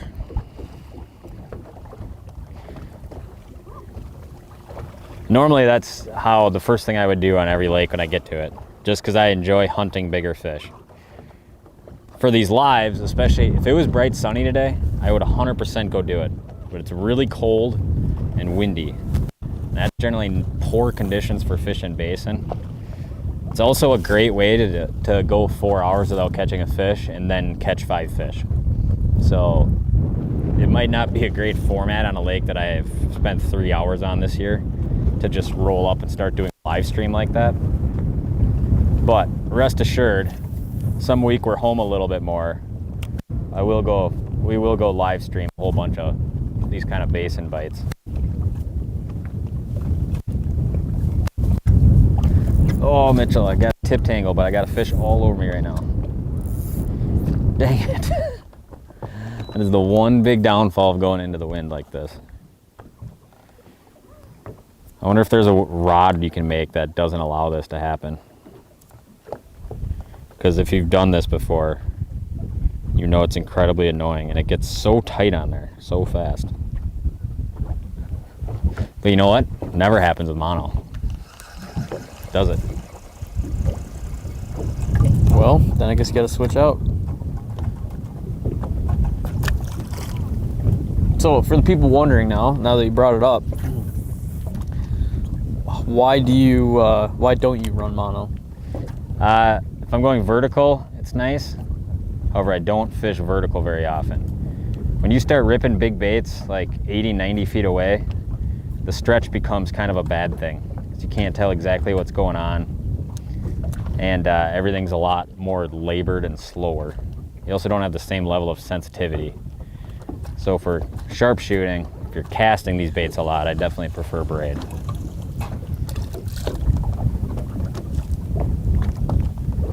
(10-4). It's got to be a weed top right there.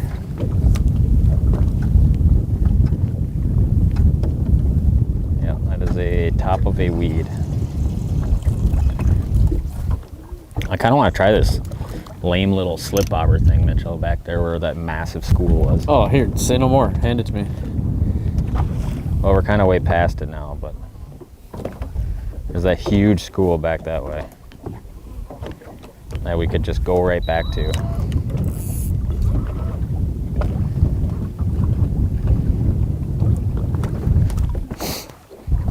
Or we go for the full-on basin hunt and be unproductive for 3 hours. The other thing we could do is we could just man up and drive over to the rocks and just fish some like deep rocky stuff and see if there's some larger fish doing that little game. Fortunately, we would actually have to drive the boat to fish that way.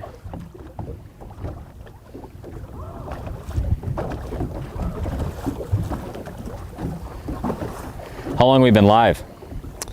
1 hour and 51 minutes.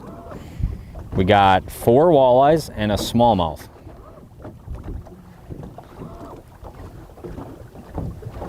Not too shabby. I've seen better days, but you know, look at all these little ones right under me here. Bunch of little whippersnappers. Now, on a normal day, what you'd see is you'd get out to this edge and there'd be a big fish right there. And you'd be like, oh, and you'd fire out at it and catch a 25-incher.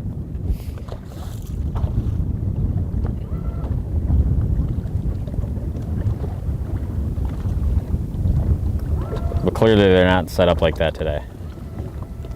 There's a bunch of just little walleyes all packed into these weeds.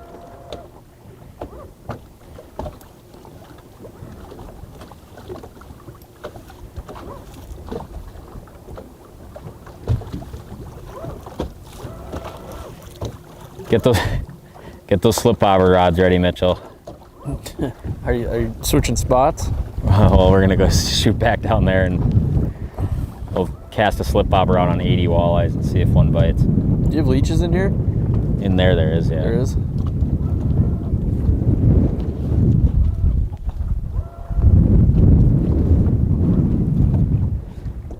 Do you guys want to see the slip bobber assault?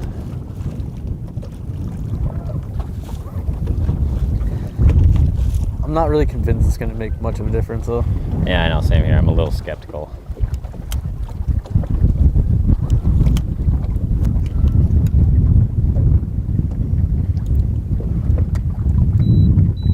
We'll go back down there. We'll hightail her back over there.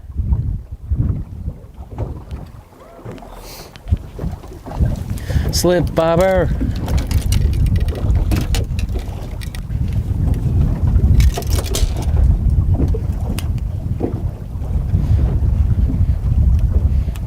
You don't think it's going to make a difference?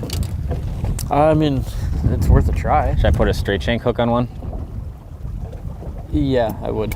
If you're dealing with really finicky fish, going to something like a straight shank hook over a jig can make a big difference at times. Let's see if this is this thing still cloudy? It looks like it.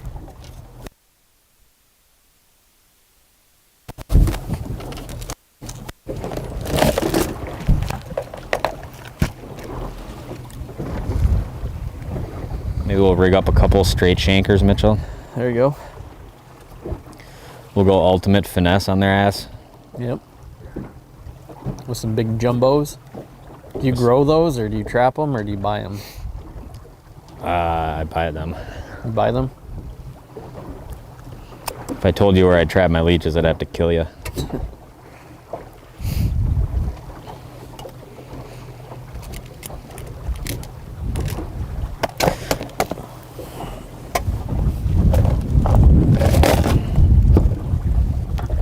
Yes, or the other day on that Great Lake, when I was out with my family, I was holding a jig in my mouth and like to tie something else on, and Stella ran up to me and jammed it right into my lip. And I was bleeding all afternoon out of my lip. A pretty cool story. Gotta love dogs, eh?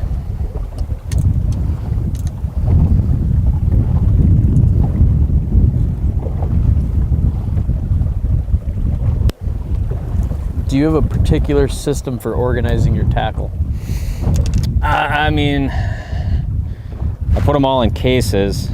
Obviously, all my baits in like bait boxes, and then I got like a huge, like, couple of huge like commercial like kitchen racks in my garage. I guess, is that what they're going for?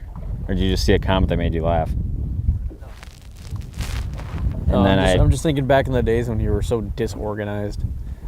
Yeah, no, but if you now give them a shot of your camera box right now, yeah, camera box pretty ugly. And then generally I'll just like, oh, where am I going? Oh, today I'm going here. All right, I need some crankbaits for there, and I need some jigs for there, and then I'll kind of like, at the start of a trip or at the start of a day, I'll grab everything out of that box and or everything off like the rack, and then I'll be good to go. 10-4. So I don't try to like carry a bunch of stuff I don't need in my boat. There's all sorts of stuff in this boat that you don't need. Not for maybe where I was yesterday, Mitchell. How do you know that?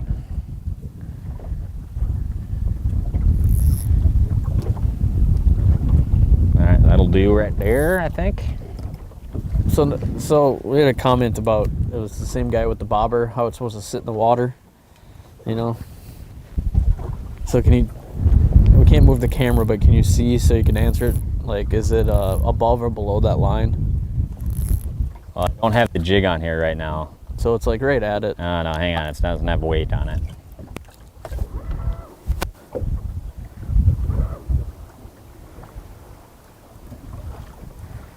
A little below. It'd definitely be a little below with the actual jig on there. I just got straight shank hooks on here right now.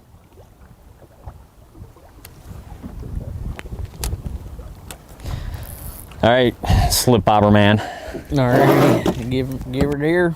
Get your sorry ass up here. Give me some bobbers. Get your sorry ass up here and slip bobber one of these Do fish. I look sorry to you? You sure do. That's what they used to say in the Navy all the time. You actually sound sorry. And boot camp was, if you did something wrong, you know, which was basically everything that you could do, your first like instinct was like, sorry. You know, do I look sorry to you? Then you don't know what to say. And you're just says drop down, give me 50. Yeah. Tom, you couldn't even do 50 push-ups if you had to. You couldn't do 50 push-ups right now if you had to, I'll bet. I sure could. I don't care if I'm out of shape or not. I could do 50 push-ups continuously, maybe not. Could you? You said? I mean, could I accomplish the act of like in 2 sessions doing 50 push-ups? 2 sessions. Yeah. Here you go.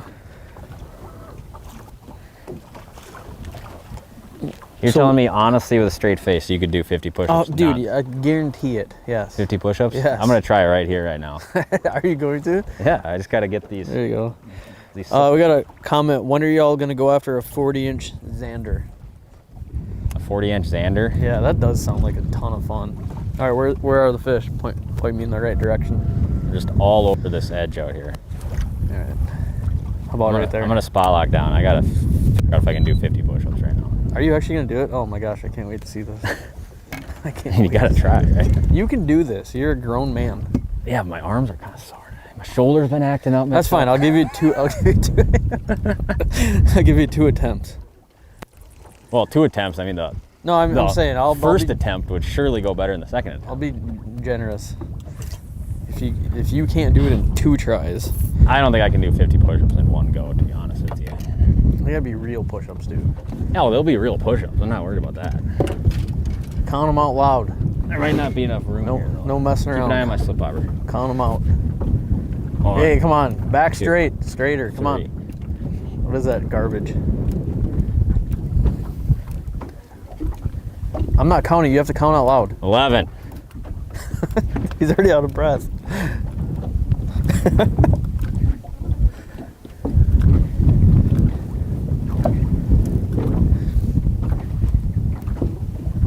$25. You got it. You have it. Just go.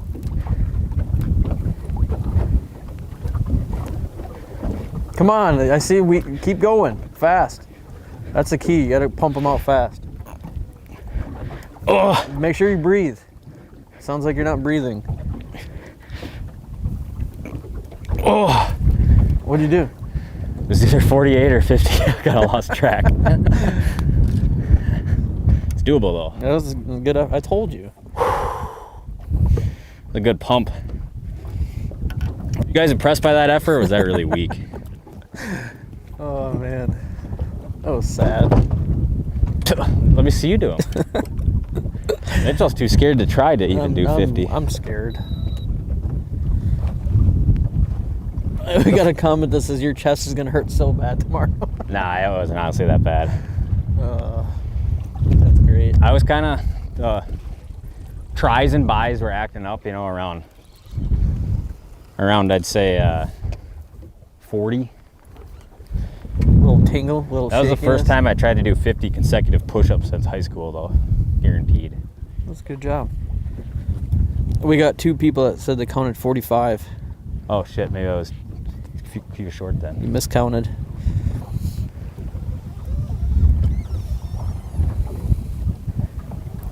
Well, 45 push-ups. That's when you know the fishing is good. Do it. What's that? So that's when you know the fishing is good. Due to the frame rate that we got going on, you guys might have missed a few. Yeah, the guy was really pumping them. Might have been going faster than the shutter inside the camera was going.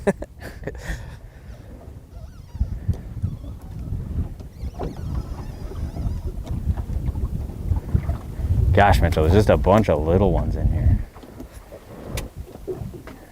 Do you remember that one time I used to bring pre-workout on trips because you were obsessed with drinking it? That was not me. Yes, you were. Dude. I never had pre-workout. You liked ever. it. You like to drink it just to get energy. No, now you're making stuff up. No, I'm not. I know who you're talking about. I don't know who you're talking about, but I remember how you liked it. That's not a true story. 100%. I guarantee I've never bought pre-workout. No, you never bought it. I said when I brought it. Oh yeah, I'd take it or something. Yeah. You thought I said you bought it? Yeah. Man, that'd be the day.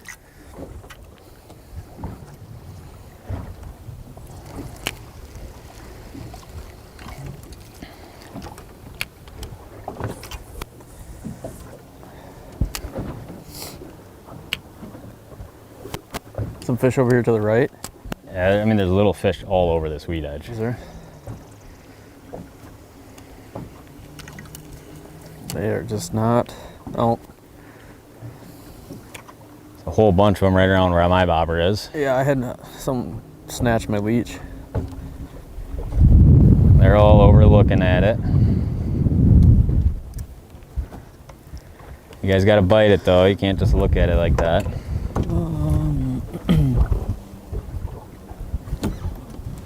Do you ever use garlic scent? No. All natural. On a day on a day like you guys are having, is it worth it to change lakes or stick it out? Honestly, if we weren't doing the live stream, I'd probably fish a little bit differently. I'd probably do a lot more running around in the basin. I think it's just like the conditions we're fishing in are. Yeah, clearly there's plenty of fish around, but I can tell you all the fish we're seeing are in the same size class too, which I really don't like.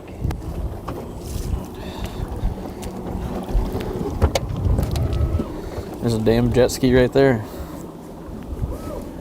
No, I think it's literally just, I mean, from what I've seen, fly around with the shiver minnow or something real aggressive in their face, and basically you just got to try to make them react to something.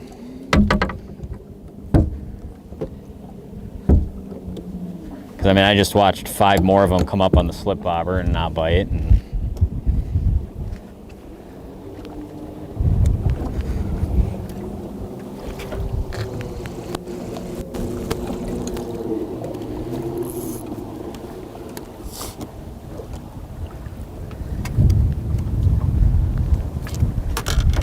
oh.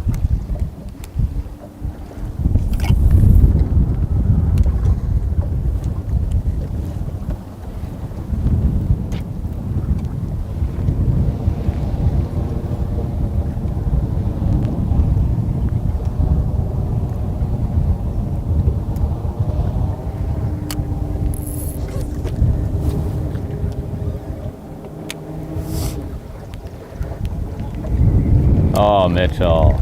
I knew it. I knew it.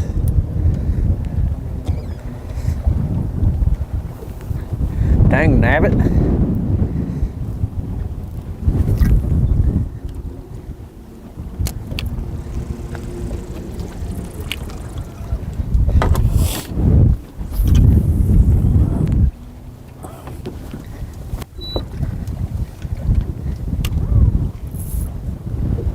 Well, we're both sitting on big schools of walleyes.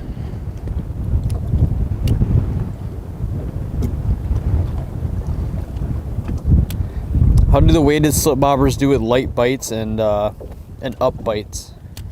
Oh, walleyes rarely bite it going up. And if they do, they'll hold on to it long enough for it to go down.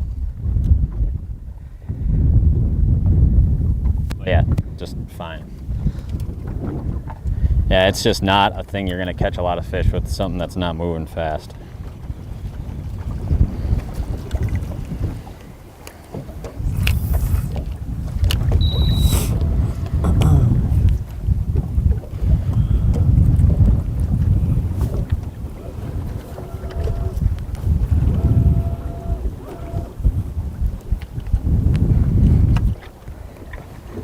All right, Mitch, I think we're moving. They're just not eating it here.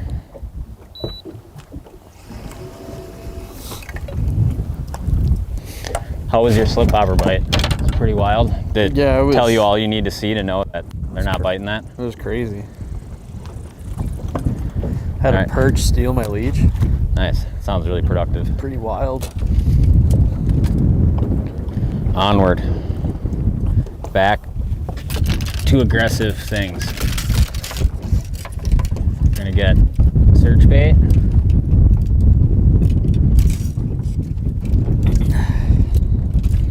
You got a pretty random question here for you, Tom. Yep. $1 million, but you can never use a toilet again in your life. Would you do it? Say that again. $1 million, but you can never use a toilet again in your life. Would you do it? Just for $1 million? Yeah. No. To never use a toilet again? I would forego the $1 million. Really? You'd never use a toilet again for $1 million? I mean, yeah. Probably. Think about this. You can't go anywhere in public. Well, I mean, I wouldn't shit my pants, but I'd go outside. No, I'm saying is like, you can't go to like... You hold it and then go in the woods. You can't go anywhere for a day. For an entire day? In public. Well, that's not part of the deal. It's just you can never use an actual toilet. No. Okay, so you're telling me like... Let's say the lady wants to go to the state fair. You go to the state fair, you're like, oh no, here we go. What are you doing? And say that again. No, I can't hear you. Let's say you go to like the lady wants to go to the state fair. Okay. You go there. You guys are having a great day. Yeah. Uh-oh. Now what? Now I gotta shit. Yeah. So I go outside. There's 1 million people everywhere. For $1 million, I don't care. Then they'll watch me. I don't care about $1 million that much.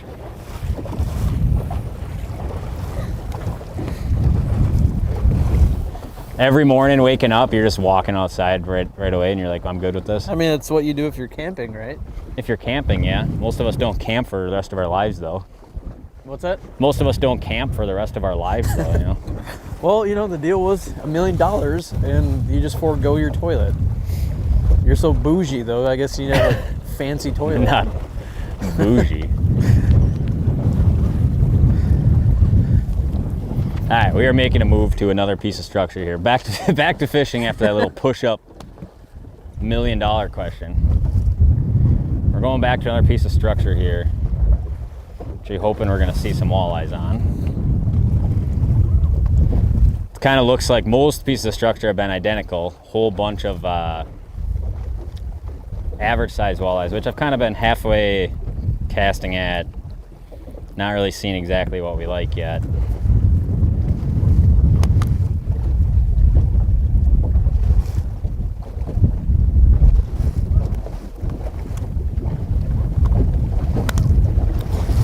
Any tips for flooding big rivers? Say that again? Like, any tips for fishing flooded big rivers? Flooded big rivers, generally you're looking for areas out of the main flow of current.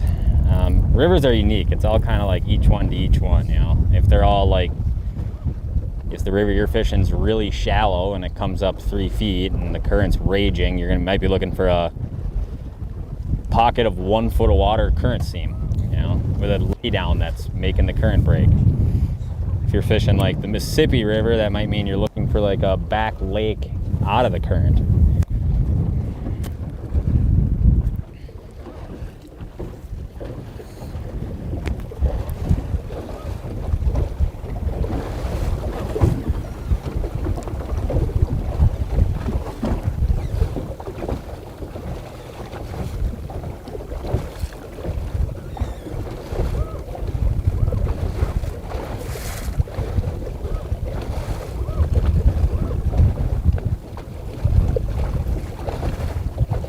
When are you gonna do your 50 push-ups up here? You're not? Oh man.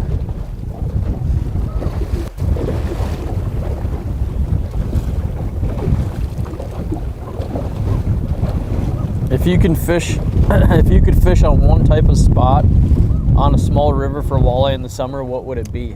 Wing dam. Instead of small river. Natural wing dam.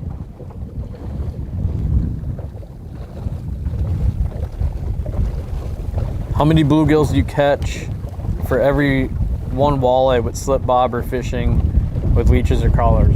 Honestly, not many. No, not really. Sometimes more than others, but fishing this way, you rarely put your bait around a bunch of other kinds of fish. I mean, I think sometimes, depending on the lake, I guess if you're up in like shallow weeds, Some lakes more than others, yeah. Then you'll get a bunch of bites like that, but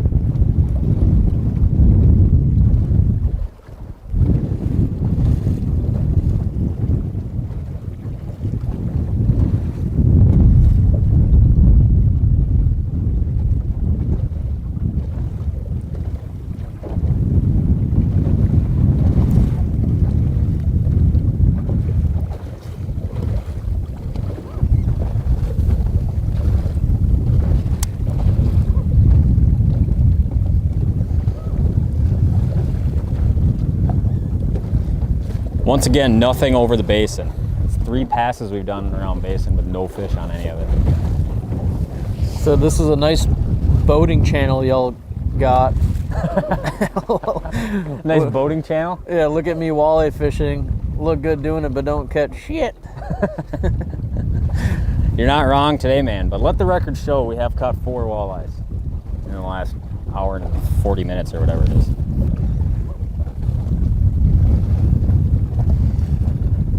And honestly, this is kind of the point of these live streams. Answer a million questions.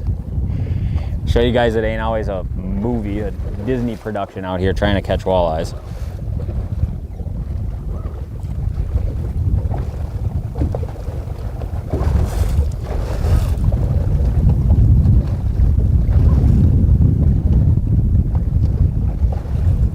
You know, sometimes you just gotta provide some entertainment for the folks at home. Yep. We are gonna make something happen though up here. I got a feeling. I'm probably cutting you off at a certain time, so.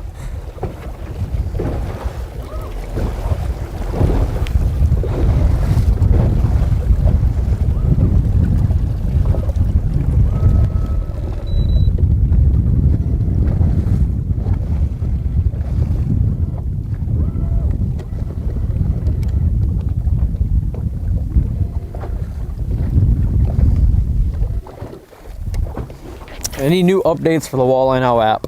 Yeah, a whole bunch of recent videos. Yeah, we actually have a new like actual update coming. Not making any changes, I guess, but improvements. It's new videos. Got a new video coming in probably tomorrow.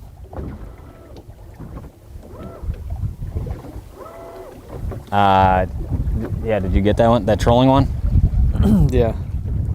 I mean, I haven't like finished it, but because I'm out here in the boat watching you do 12 real push-ups and the rest fake. Those were decent form. Not gonna say they were the greatest form, but they were decent form.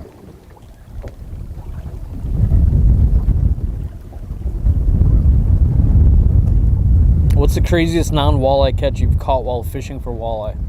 Paddlefish. I just caught a gar the other day. Yeah, I've caught those on the rivers before, though. gar, paddlefish, sturgeon, giant muskies. Sheep's head. Maybe your craziest.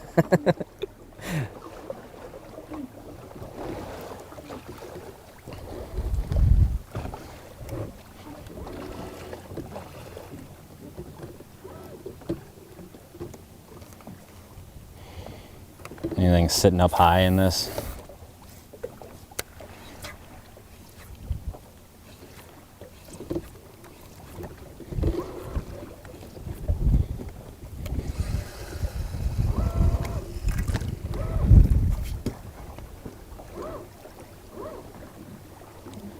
We'll give this just a little bit longer and then we're gonna go, I'm gonna make you run, Mitchell, and we're gonna go over to the rocks.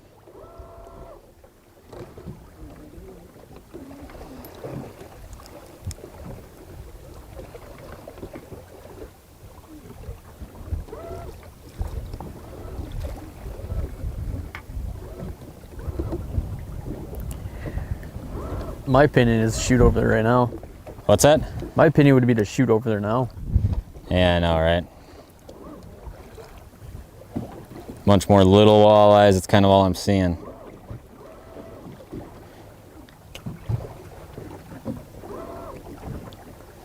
So I'm kind of over the 15, 17 inchers.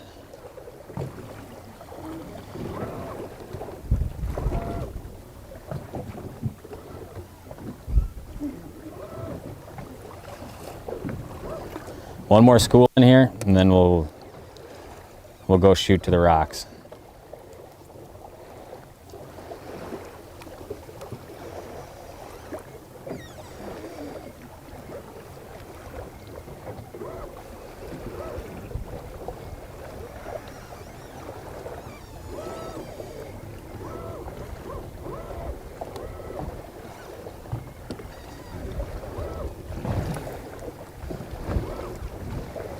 You guys are just tuning in on hour 2. It's been slow. 4 walleyes, I guess 5 walleyes, 1 was snagged. 1 smallmouth. We're seeing tons of walleyes. Most not very big. If I see like a real big group, I'll take a couple casts. Overall, though, those schools of little ones have been pretty tight-lipped. Tom, is there a certain part of the basin you look for fish or just cover water? Yeah, there is kind of a rhyme or reason to it. The one transition you'll see is like, this time of year is obviously like, I'll call it the earlier part of the middle of summer. And a lot of times what you'll see is like, let's pretend there's a 2-lobed lake where it's like big basin here and then it shallows way up and then another big basin here. And one of those is like 25 feet, mud bottom, a lot of shallow structure. The other one's like 90 feet deep, some real deep water structure. A lot of times this time of year over basin, I'll look for them in the shallower basins up high. Once that temp gets like 72, 75, 77, then I go to the deeper, like looking at the biggest, deepest parts of the basin. That's kind of, I guess, one good way to put it.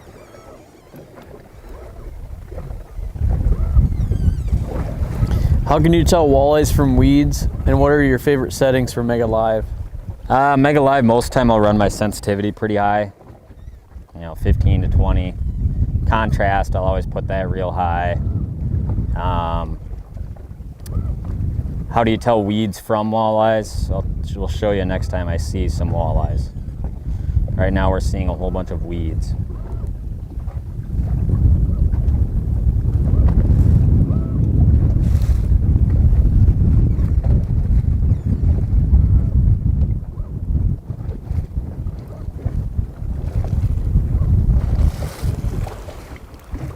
And sometimes like this, you might just not be able to tell, right? It's like, all right, this could be walleyes, it could be weeds. We'll put a bait right out on them. It sure looks like a couple of walleyes. Yep, see how that one lunged out? Now he's on the bottom, one's screaming over to my bait. Probably to not bite it, but to look at it. So clearly those were walleyes. Now if I should be able to pan back this way and see a few more of them again. Oh, there's the weed edge again. a couple walleyes here real close to me.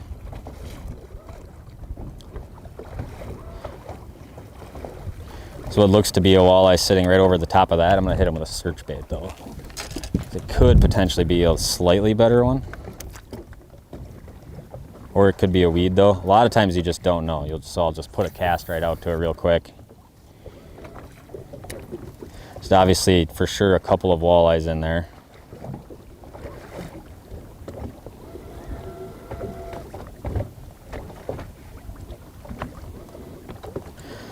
And how can you tell walleyes from other fish when using only 2D or sonar? It doesn't have live scope. Yeah, I want fish all over me, following me in right now, not biting. A lot of times, it's just how they're set up. Now, you're never fully gonna know on anything what's what, right? There's no like, oh, that is for sure a walleye. A lot of times, I mean, there really just isn't a great answer for that, honestly. Eater walleyes will often set up the same way. They'll set up on some kind of structure, some edge, very tight to it. There'll be several marks real close to each other, generally real close to bottom. Big walleyes can do anything. They can be, I was catching fish yesterday, caught a whole bunch of big fish yesterday, 3 feet down in 30 feet of water. So big walleyes will do what big walleyes do. Here's some walleyes in the weed edge right here.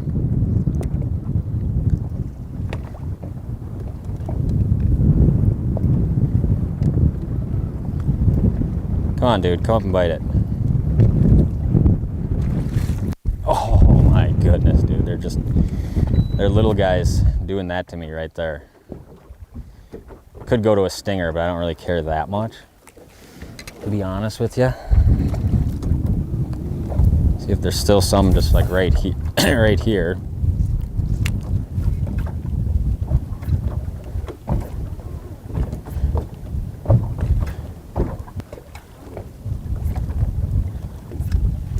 They sure are not exhibiting the right kind of behavior though.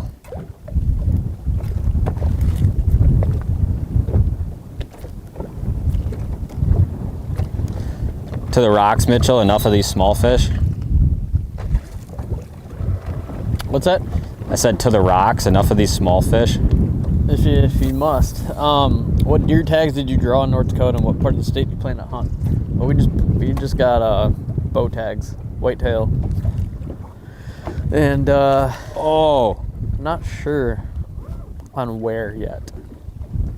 You got some good information? Yeah, if you have some good recommendations or good info, hit us up. I have a couple ideas. Probably over on the western part of the state, I'm thinking.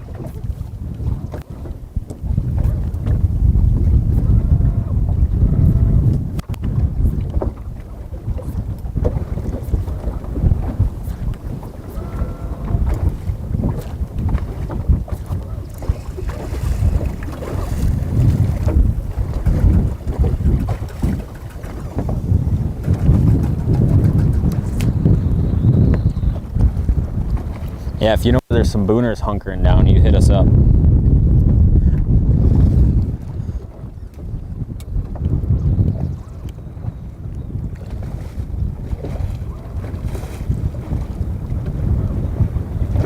For that kind of information, we better be ready to pass out some fishing trips. I'm just working on trying to catch a fish right now. All right, next live stream we do, we're gonna go for just a home run of a big fish. Yeah, we'll select the day and the bite. And enough coming to crappy bites to do these.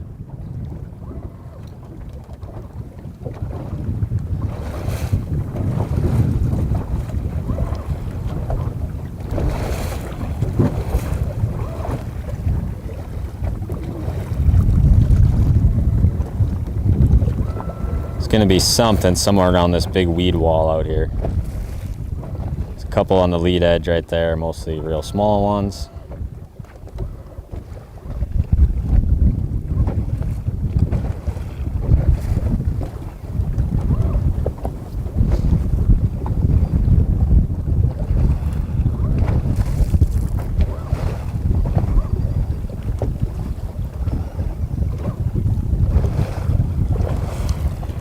Don't miss another live stream. Make sure you subscribe to Tom Boley's YouTube channel. Click that subscribe button again. You're gonna wanna go down there and turn your notifications on. Then you'll be notified each time we do a live stream fishing event. Then simply enjoy hours of live stream walleye fishing content. Fish, they will probably be on some kind of edge of this.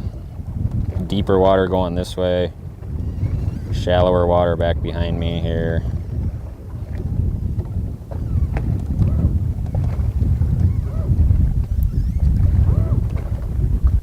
There's a school right there on the outside edge. They are smaller walleyes.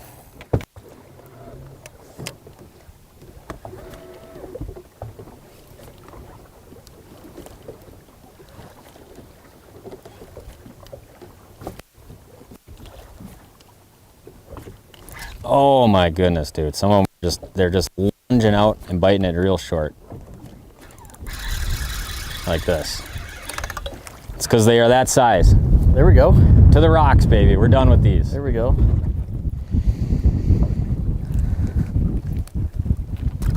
All right. Clearly the bigger fish got to be over there. Possibly. Hold on, folks. We're making a run we should have done an hour and a half ago to go fish a different kind of structure.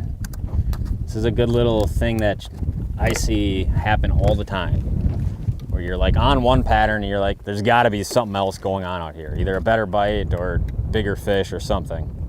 We've obviously been mainly looking at weeds.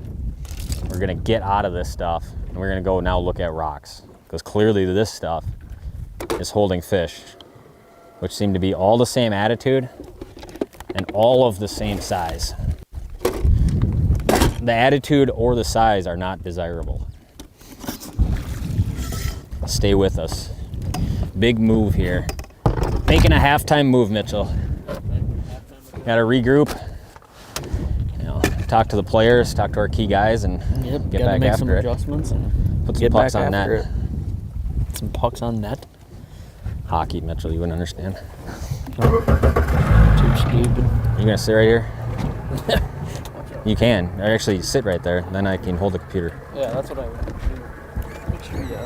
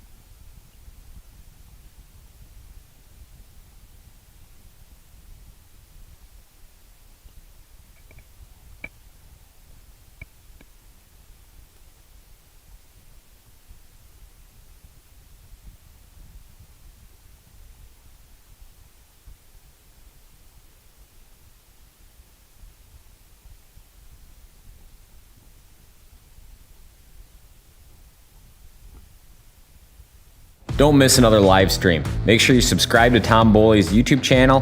Click that subscribe button again.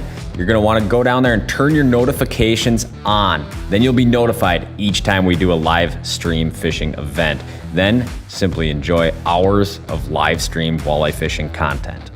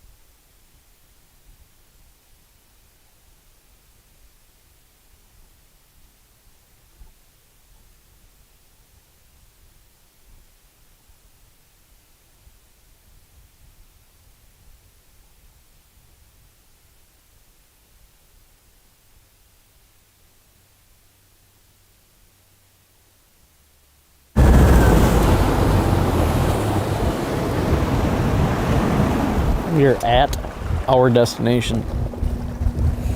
Destination catch walleyes. All right, is this gonna be any different? Did you splash my camera on the way? We'll find out. Get it fine-tuned for everybody at home.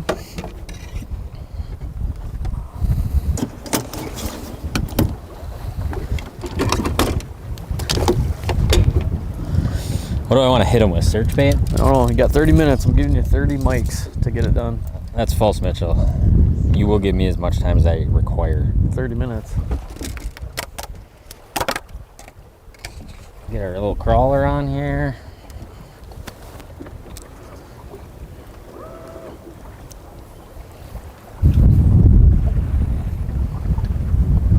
Gonna go 5/8 search bait here to start.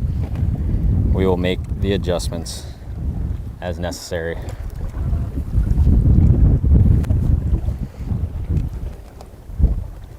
Sure be nice to just see a big one right over the basin right off the bat, huh? What the heck is...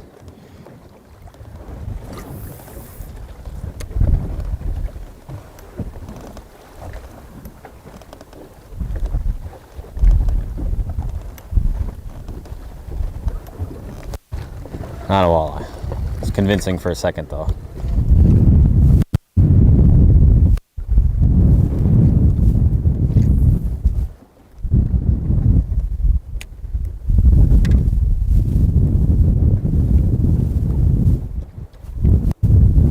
If it wasn't for filming, would you still be running a tiller? Yeah. I mean, I love tiller boats.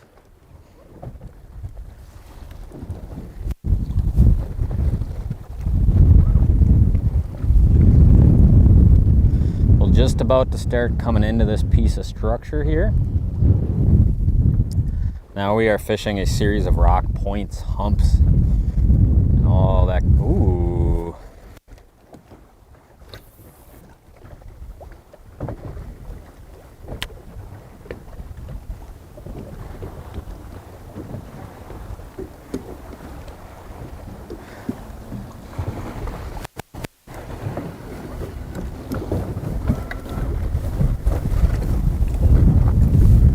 Oh, look at this, right on cue.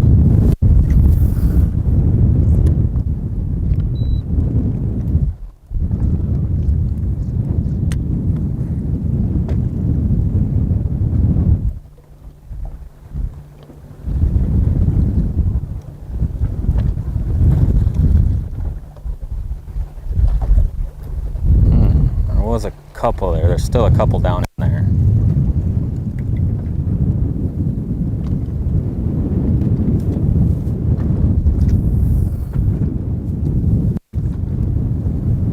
That does look like a better fish.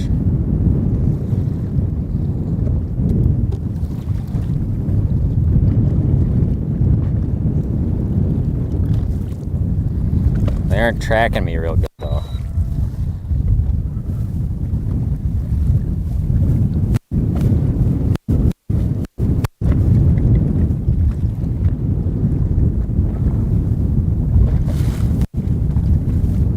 If you guys are just tuning in, we are now moving to some rock structure. We are coming off weed structure in which we caught small walleyes, and they were very inactive. I still don't think they're going to be real active here, but I think we might find bigger fish.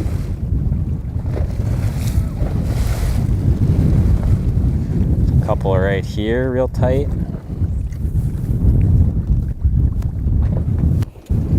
Tom, what can you tell me about the different stranded braided line and what benefits there are?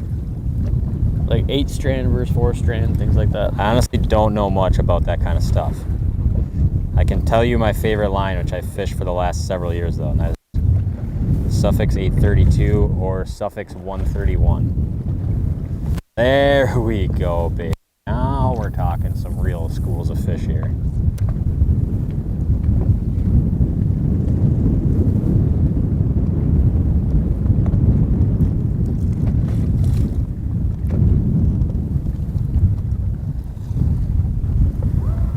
Oh.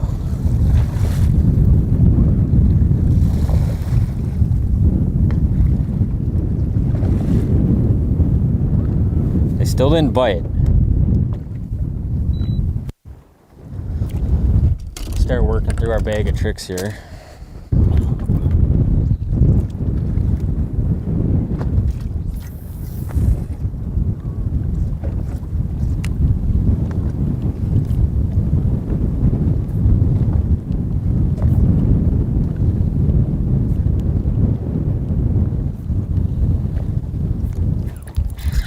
Right there.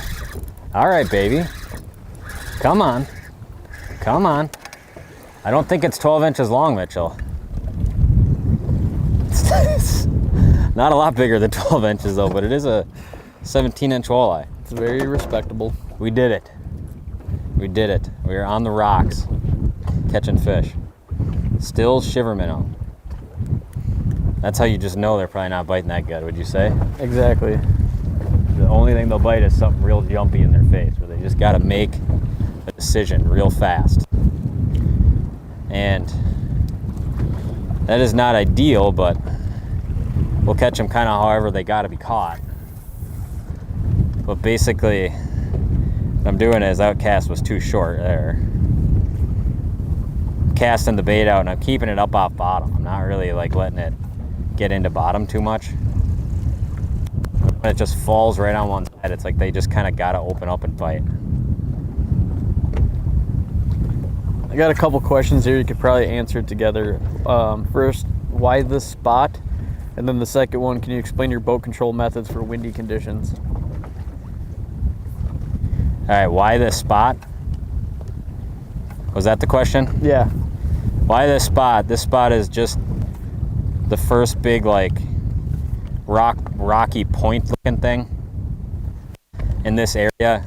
It's got some structure in 8 feet of water and some structure in 25 feet of water. Little kind of plateaus at those depth ranges. So if they're shallow, they'll probably be here. If they're deep, they're probably here. Now those fish are sitting in about 18, 20 feet of water, which was very similar to the depth in which they were sitting on the other side of the lake where we just came from fishing weeds. And that is super common, how you'll see all over the lake, the fish will be using a similar depth zone. The kind of structure they'll be rating to might be a little bit different. The second part of that was, can you explain your boat control for windy conditions? Boat control for windy conditions? Yep. Yeah, so if you fish out of the bow, I like to cast into the wind. The one downfall is you get tip tangles like you saw me just have if you're really ripping something. If you're gonna fish out of the back, keep the fish back behind you. Wherever you kind of waypoint fish, plan on them being behind you.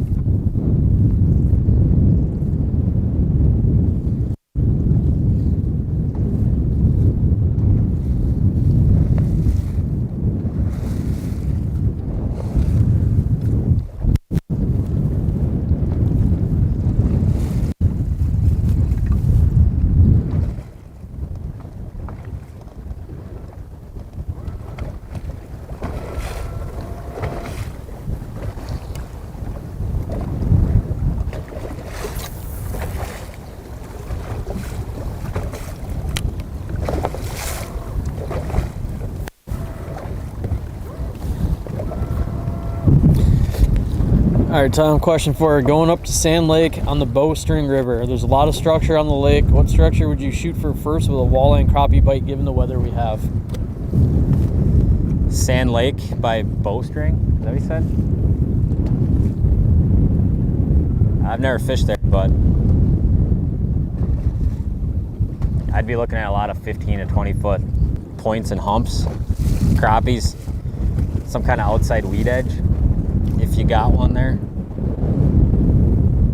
Something along those lines, I would say.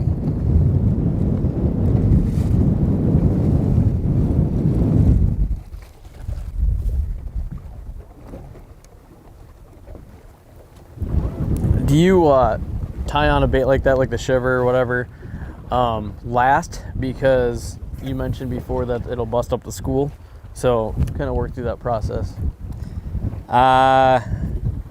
Yeah, or I'll kind of play it and just kind of see how it goes. Like if fish are real aggressive, you could see we got all these little walleyes under us right now, more of these same little deals on this spot. You'll see them kind of come up here and look next to this big rock. But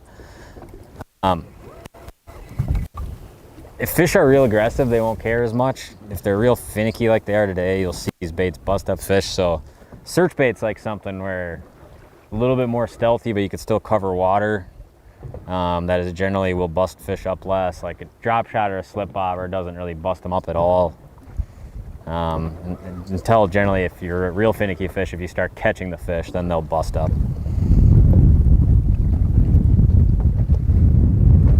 Here's something bigger up in here. Got a jig crawler, just happened to be the first thing to my hand here. Absolutely terrible cast.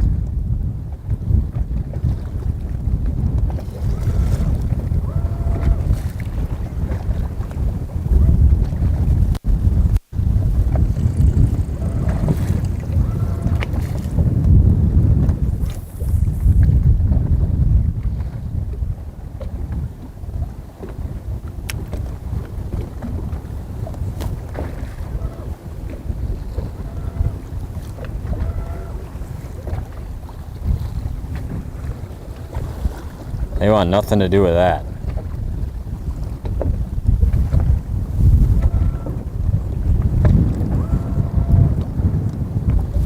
So the piece of structure we're on right now, it's a thin spine with a tail on both ends. You can see like very deep over there, very shallow over there.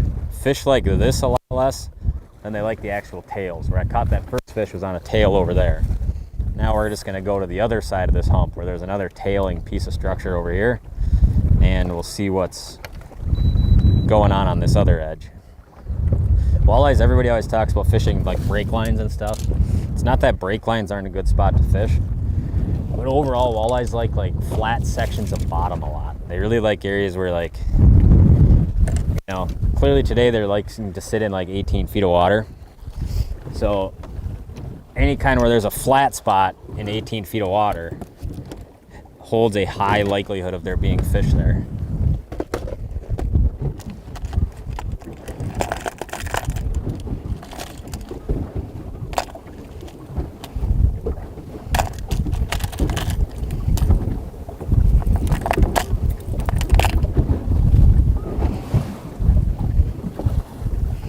I'm gonna go back to a little lighter search bait, see if they like the floatiness of it.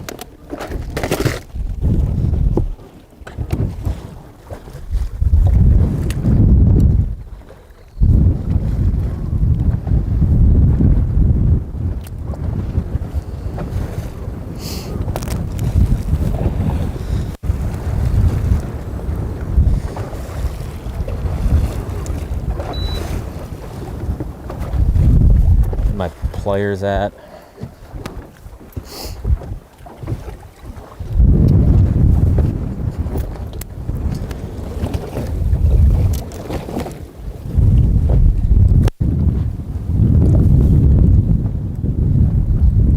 We're gonna get old purple gold search bait tied on here.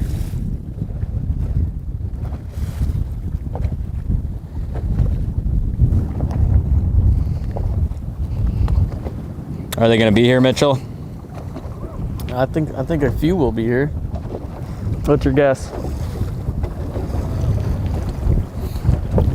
What's your guess? There'll be something here.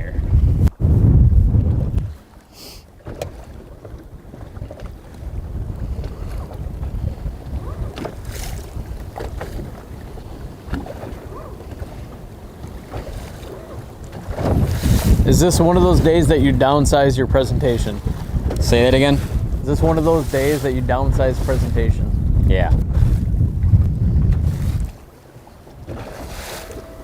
Oh, Mitchell. We got marks higher in the water column here.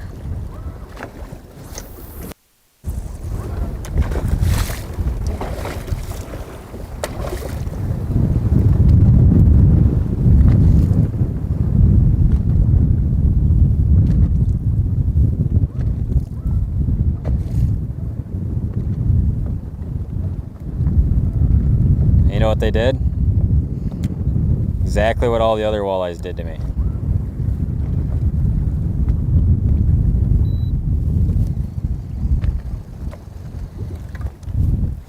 That's crazy. They are very, very inactive.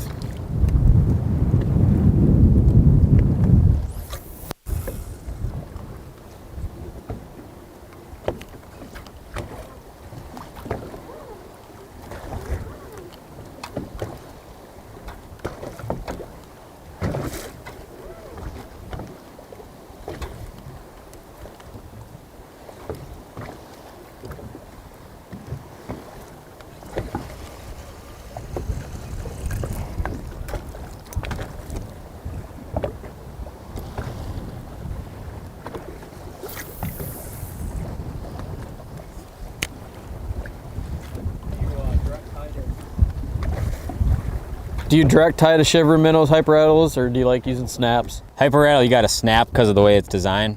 Shiver minnow, direct tie.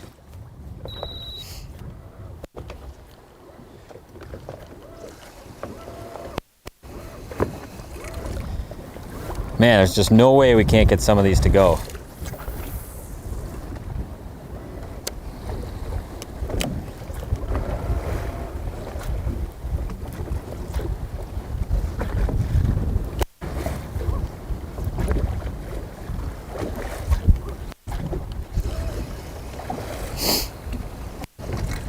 Very strange, very strange.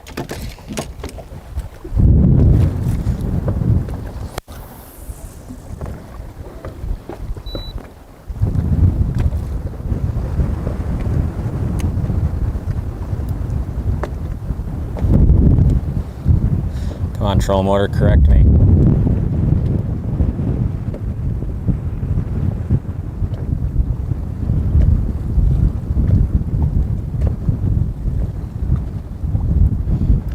They just straight up didn't do it.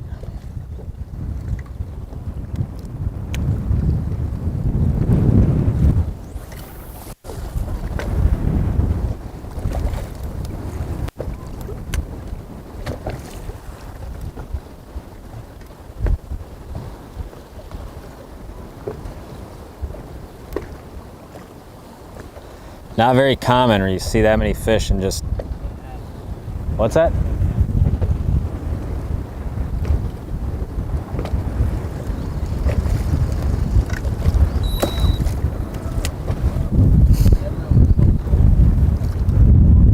Yeah.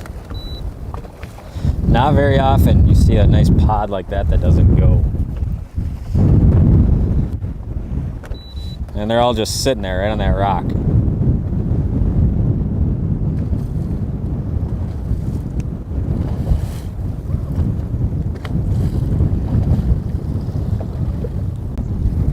That's for sure.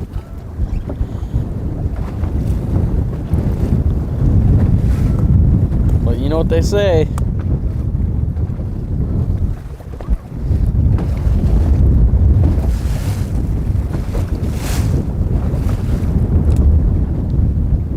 Is it misting or raining here? It is misting, and we're definitely getting some buffering issues now. What's that? Definitely getting some bad buffering issues right now. Where it's buffering? Like, What are the comments? I'm watching it. What's that? I'm watching it happen. Oh. Let us know how bad the buffering is. It's probably just the part of the lake we're in, obviously.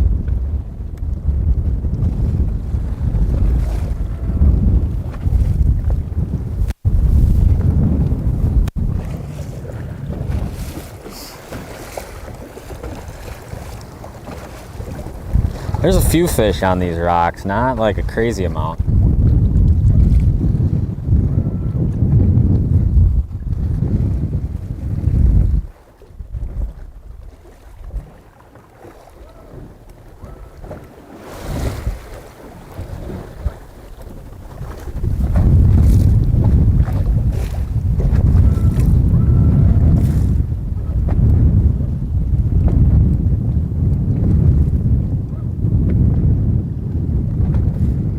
There's a better, some kind of mark.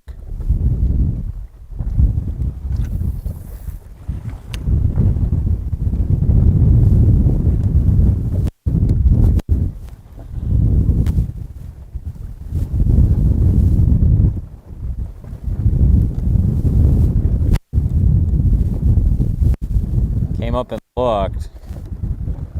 Did not commit. How bad's the buffering, Mitchell?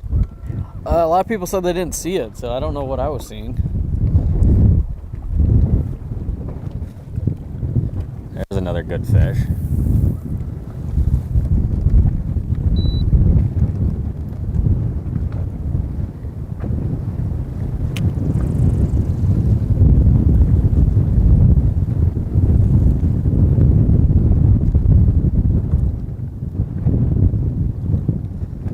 sure where he went though. What is the water temp right now? 68.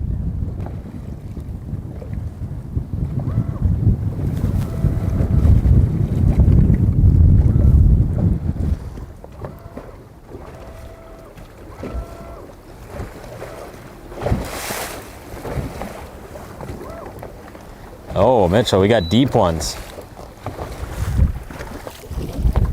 Got a little deeper school here, son.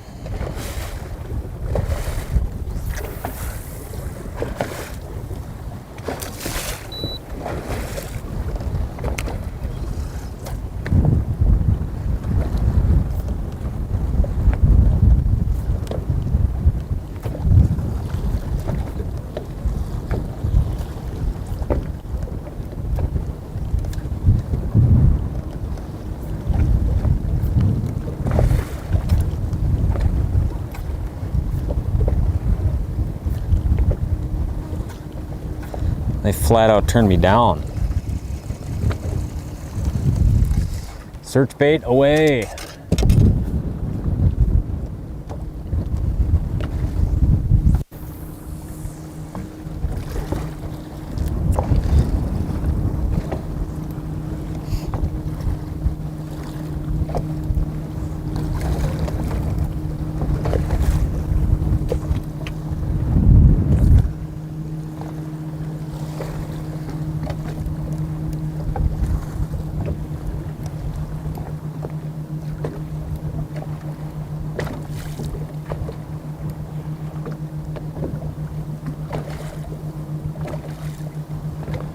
Oh man, just pulling teeth trying to get one to do it.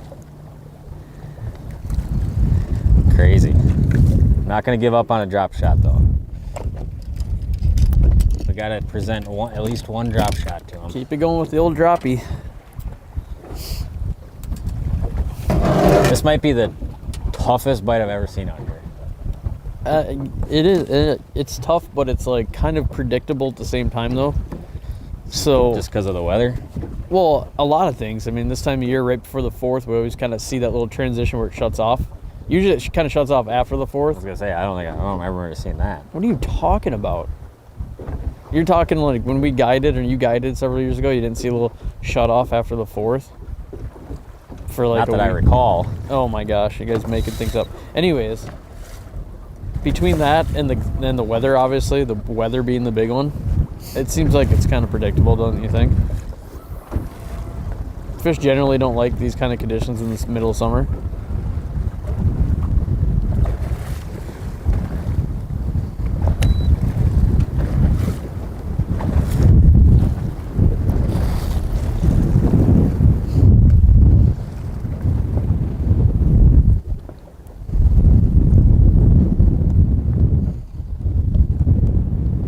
But you know how fishing goes. You always wipe the bad memories from your mind. Yeah, true that. Dude, there's a mega stack out there deeper. So no rain here, but it's pouring in Eau Claire. Good to know. I wonder if it's... I gotta go back to a big search bait. This probably looks like magical bait changing hour here. Are you going to the 5/8? Yep. I need the big boy back, but I want it in purple.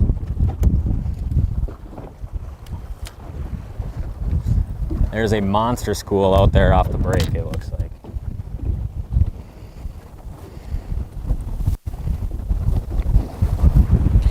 All right, we got a question. 5/8 search bait is so nice for fishing these deeper fish.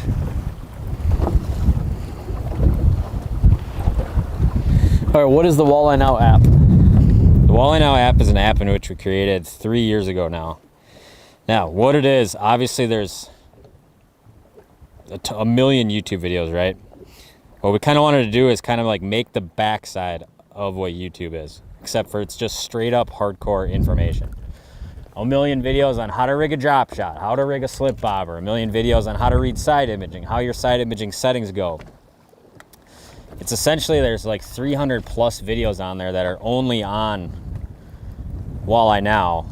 They're all specific to like very informational tips throughout the season on several different bodies of water. So basically what you can do is you can go on there and select like, all right, I'm going to be fishing a natural lake this weekend. What's the water temp? Select the water temperature in which you're going fishing. And then you're going to get a ton of customized content specific to that. So it does a really good job of breaking down different presentations, different locations throughout the season on a whole bunch of different bodies of water. And me and Mitch started that probably, well, it's probably been like worked on for 5 years now. It's been live for 3 years. And it has been an awesome project.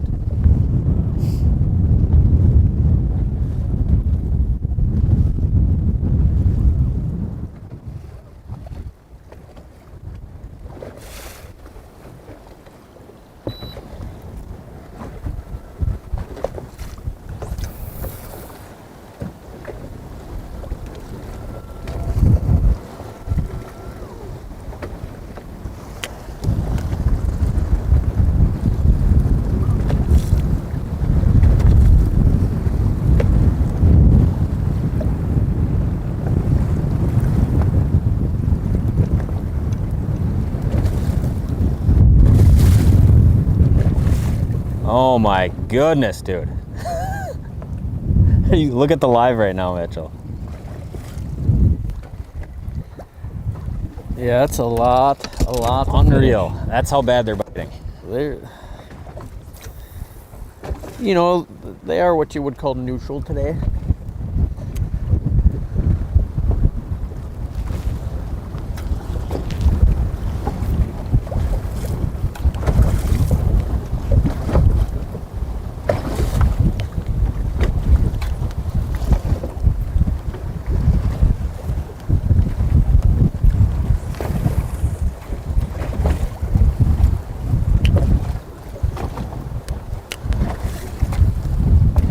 That is unreal.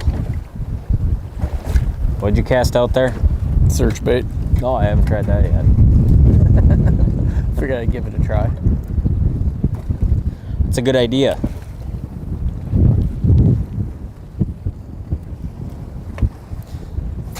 Holy smokes.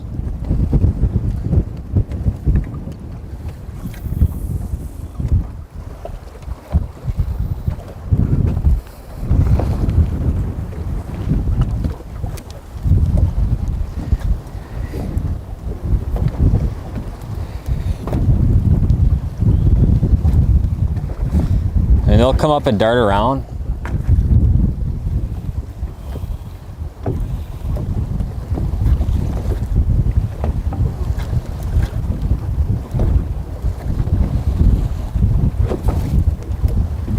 But they just will not open up.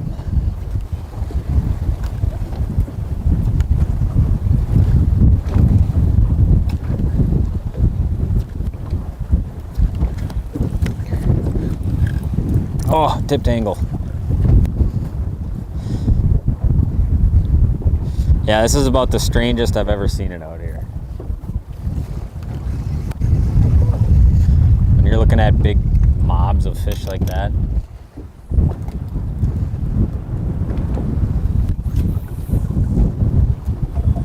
And it just ain't, nothing's getting them to eat it. Got a drop shot on right now. Clearly you guys could see it falling just right down to him, nice and slow.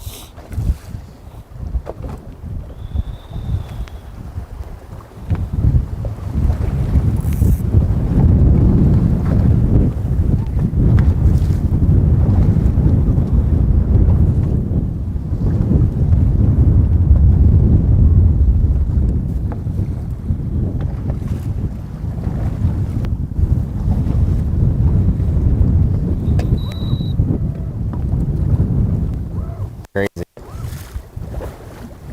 Well, we'll run through this next rock hump. And if it seems identical to this one, then we may just go home with our heads hung low, Mitchell. What do you think about that?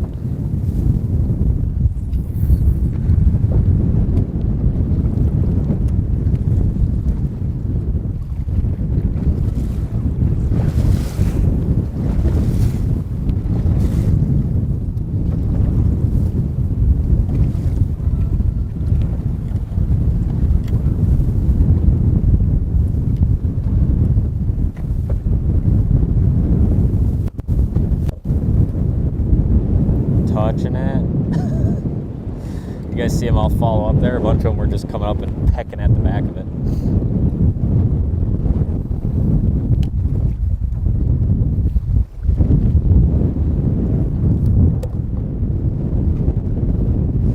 We are definitely in a series of just fishing massive cold fronts and then choosing to go live stream in them.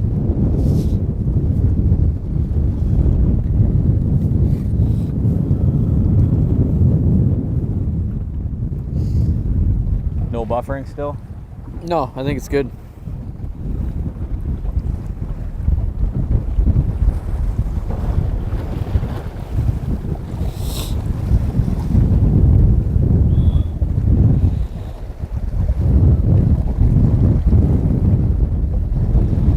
It is windy out.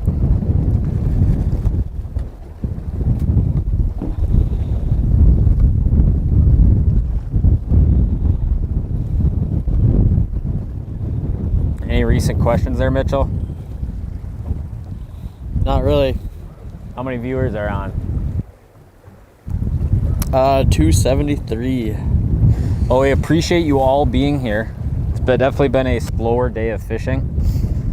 It is a high of 60 degrees. Yeah, it's kind of cold. Before the 4th of July. And big winds, heavy overcast, very different weather than the last several days. It seems like about once a week we get one of these days. That's almost like a big reset of fishing. It's like, oh yeah, you go somewhere 3 days, good fishing, and all of a sudden, boom, a huge weather event happens. And it's like back to trying to figure something out. And today we've seen fish on weeds in like 15, 20 feet of water. Seen some fish on some rocks. We've caught, I think, 7 walleyes now or something like that.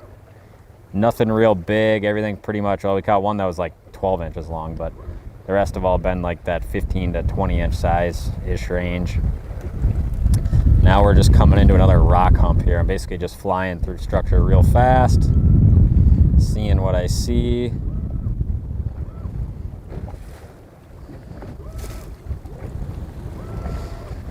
Honestly, on a day like this, it might not be a bad idea if you were out fishing, find a pod, spot lock, slip bobber, and just sit on them. And, you know, if one every 20 minutes comes up and bites, that's still faster than I'm catching them right now, just running around like a madman.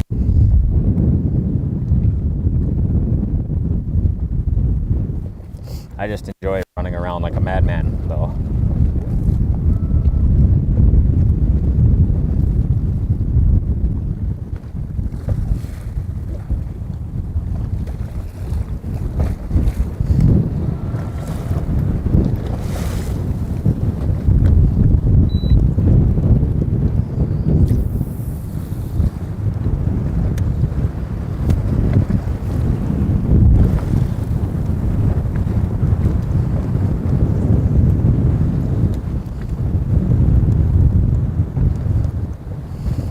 Come on, dude. One of you guys has got to do it.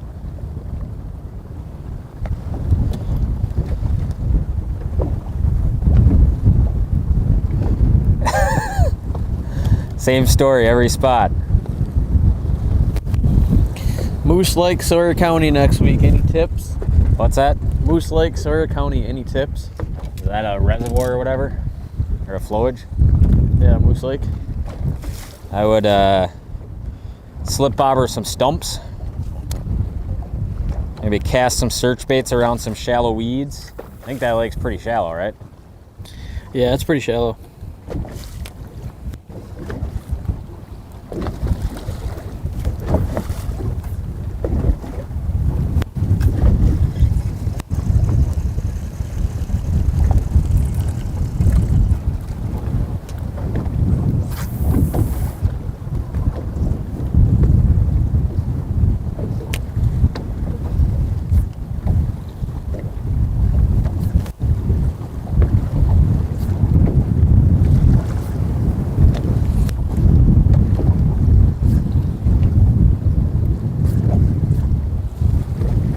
Bite it.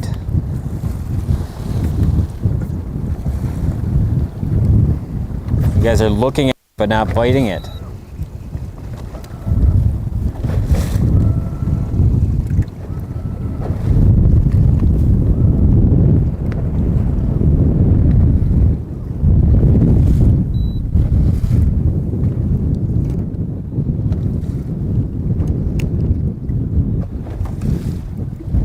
Gotta try it, Mitchell. Gotta try a slip bobber. I know what you're gonna say. It's been done. It's been tried. You know, they've seen it too many times. So could you throw a jig out on a couple poles and just let it jig itself with all the waves? Probably could. Yeah, probably. I don't know how you're gonna detect a bite, but in theory that is possible, yes. No one said, I'm sure Nick Linder will have a live soon. Seems to be a pattern of you two releasing at the same time. Who?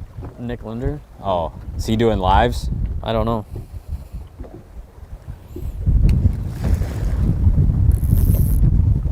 I'm probably a weird YouTuber in the sense I don't watch any YouTube. So I apologize if I'm not up to what everyone else is doing.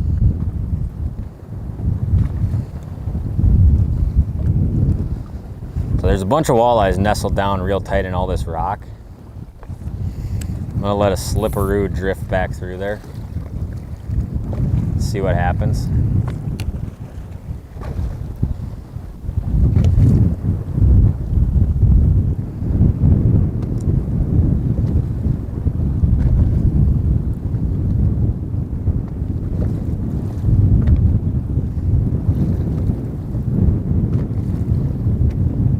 See if we get them to start coming up off bottom here in a little bit.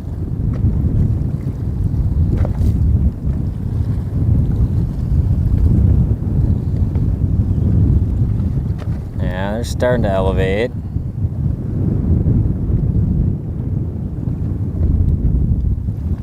Come on, dude, eat it. You're all over it.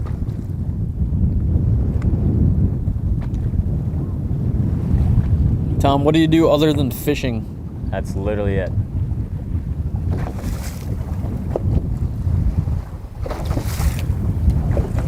I'll do a little bit of that hunting in the fall, you know.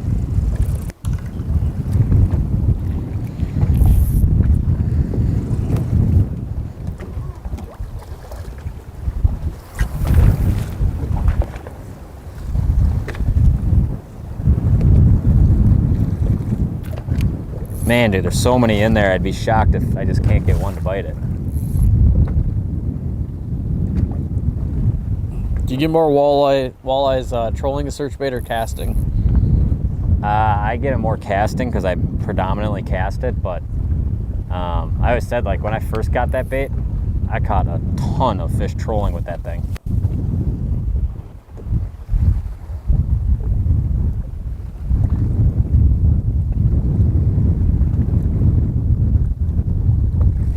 Here they come. They're looking at it. Not very aggressively or very motivatingly.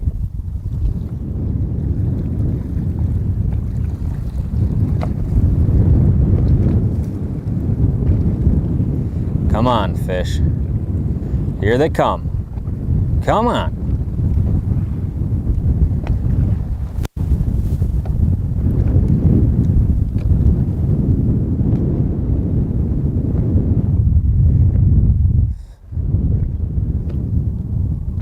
Wow, that is incredible. Here comes another one. Eat the bait.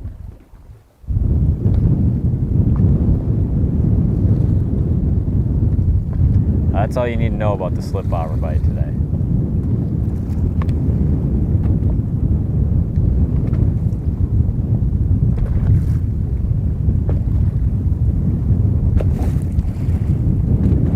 Clearly there's a whole bunch of them there.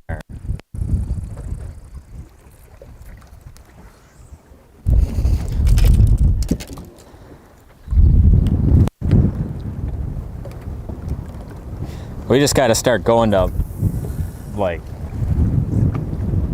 the other places we're traveling to and start doing lives.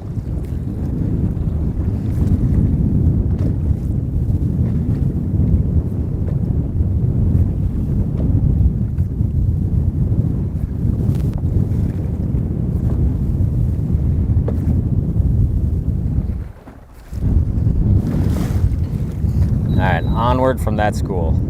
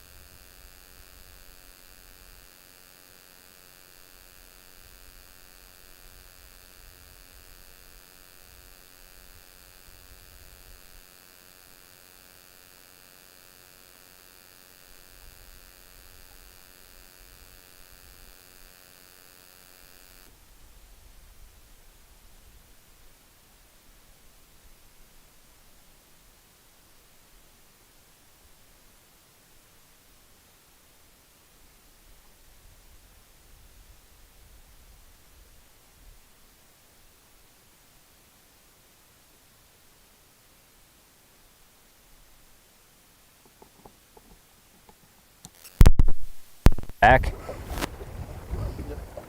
Wow. I was doing my job fishing, and Yeah, you guys got one job back there. Make sure that the audio stays on. And Well, it's on now. You're doing your job pretty poorly too up there, shipmate. hey, I'm finding the fish, Mitchell. I have caught 7 walleyes. And I've done 45 or 50 push-ups.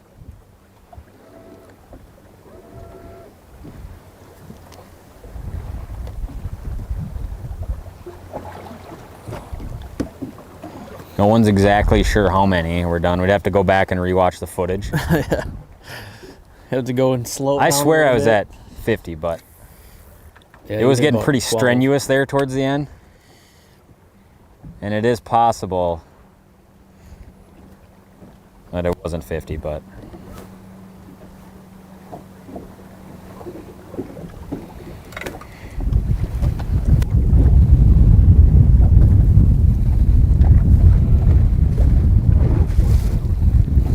I'm shocked. Not much going on. I mean, those are 2 huge schools on the last 2 rock spots. And absolutely nothing happened. There's a good mark over here. Oh, he's way back behind me.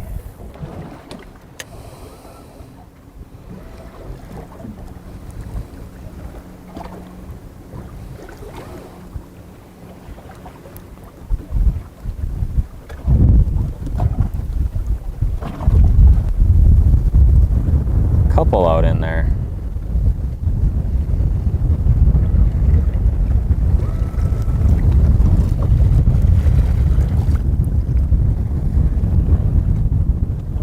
Are loner fish more aggressive than fish in big schools? Sometimes yes, sometimes no. A lot of times they will be, though.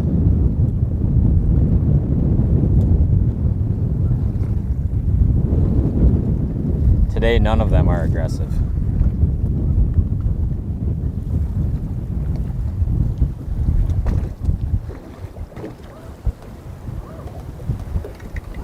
Which is pretty crazy.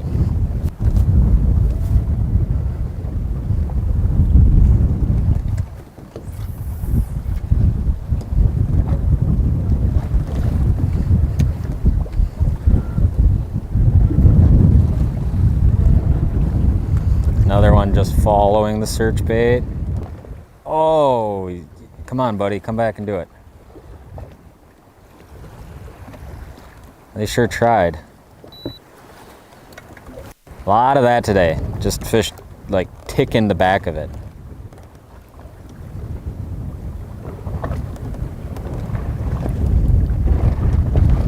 What do you think is the most boring way to fish?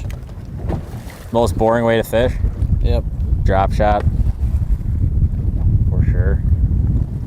It's not even a close second in my mind. There's no way you think that's more boring than just like drifting and vertical jigging or something like that. No possible way. Drifting something. I don't mind like trolling crankbaits. Like that's kind of fun to me because you kind of get to like try to make some kind of pattern happen. But when you start talking like back trolling or drifting, it starts getting a little rough after that.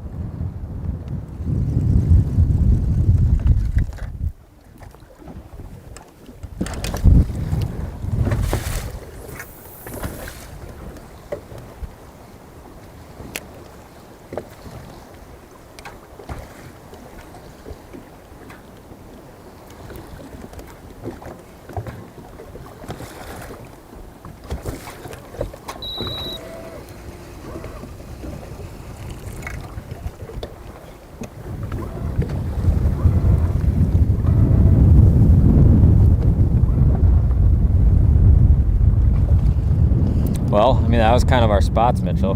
Oh, there's one more fish I can cast at right here.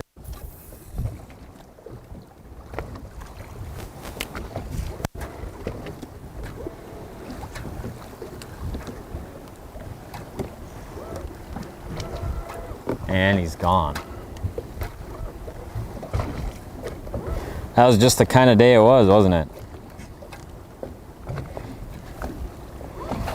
following there on the bottom. He's just not at all going to bite it.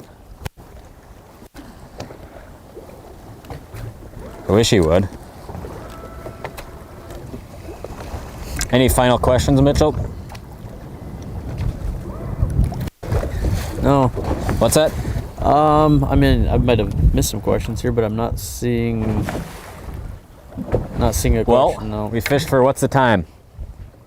3 hours and almost 20 minutes. 3 hours, 20 minutes of fishing. So you count about 3 hours if you take out the driving around time and the push-ups and, you know, the friendly banter and all that kind of stuff. 7 walleyes and a bass. So like overall, if you put it in perspective like that, I had slower days. Now, granted, all the fish we've seen, obviously they're just biting extremely poorly today, which has been the case for the last 2 of these live streams we've done. So we appreciate you guys coming here. I love doing these live streams, even if it is slow fishing. Hopefully you guys will enjoy them.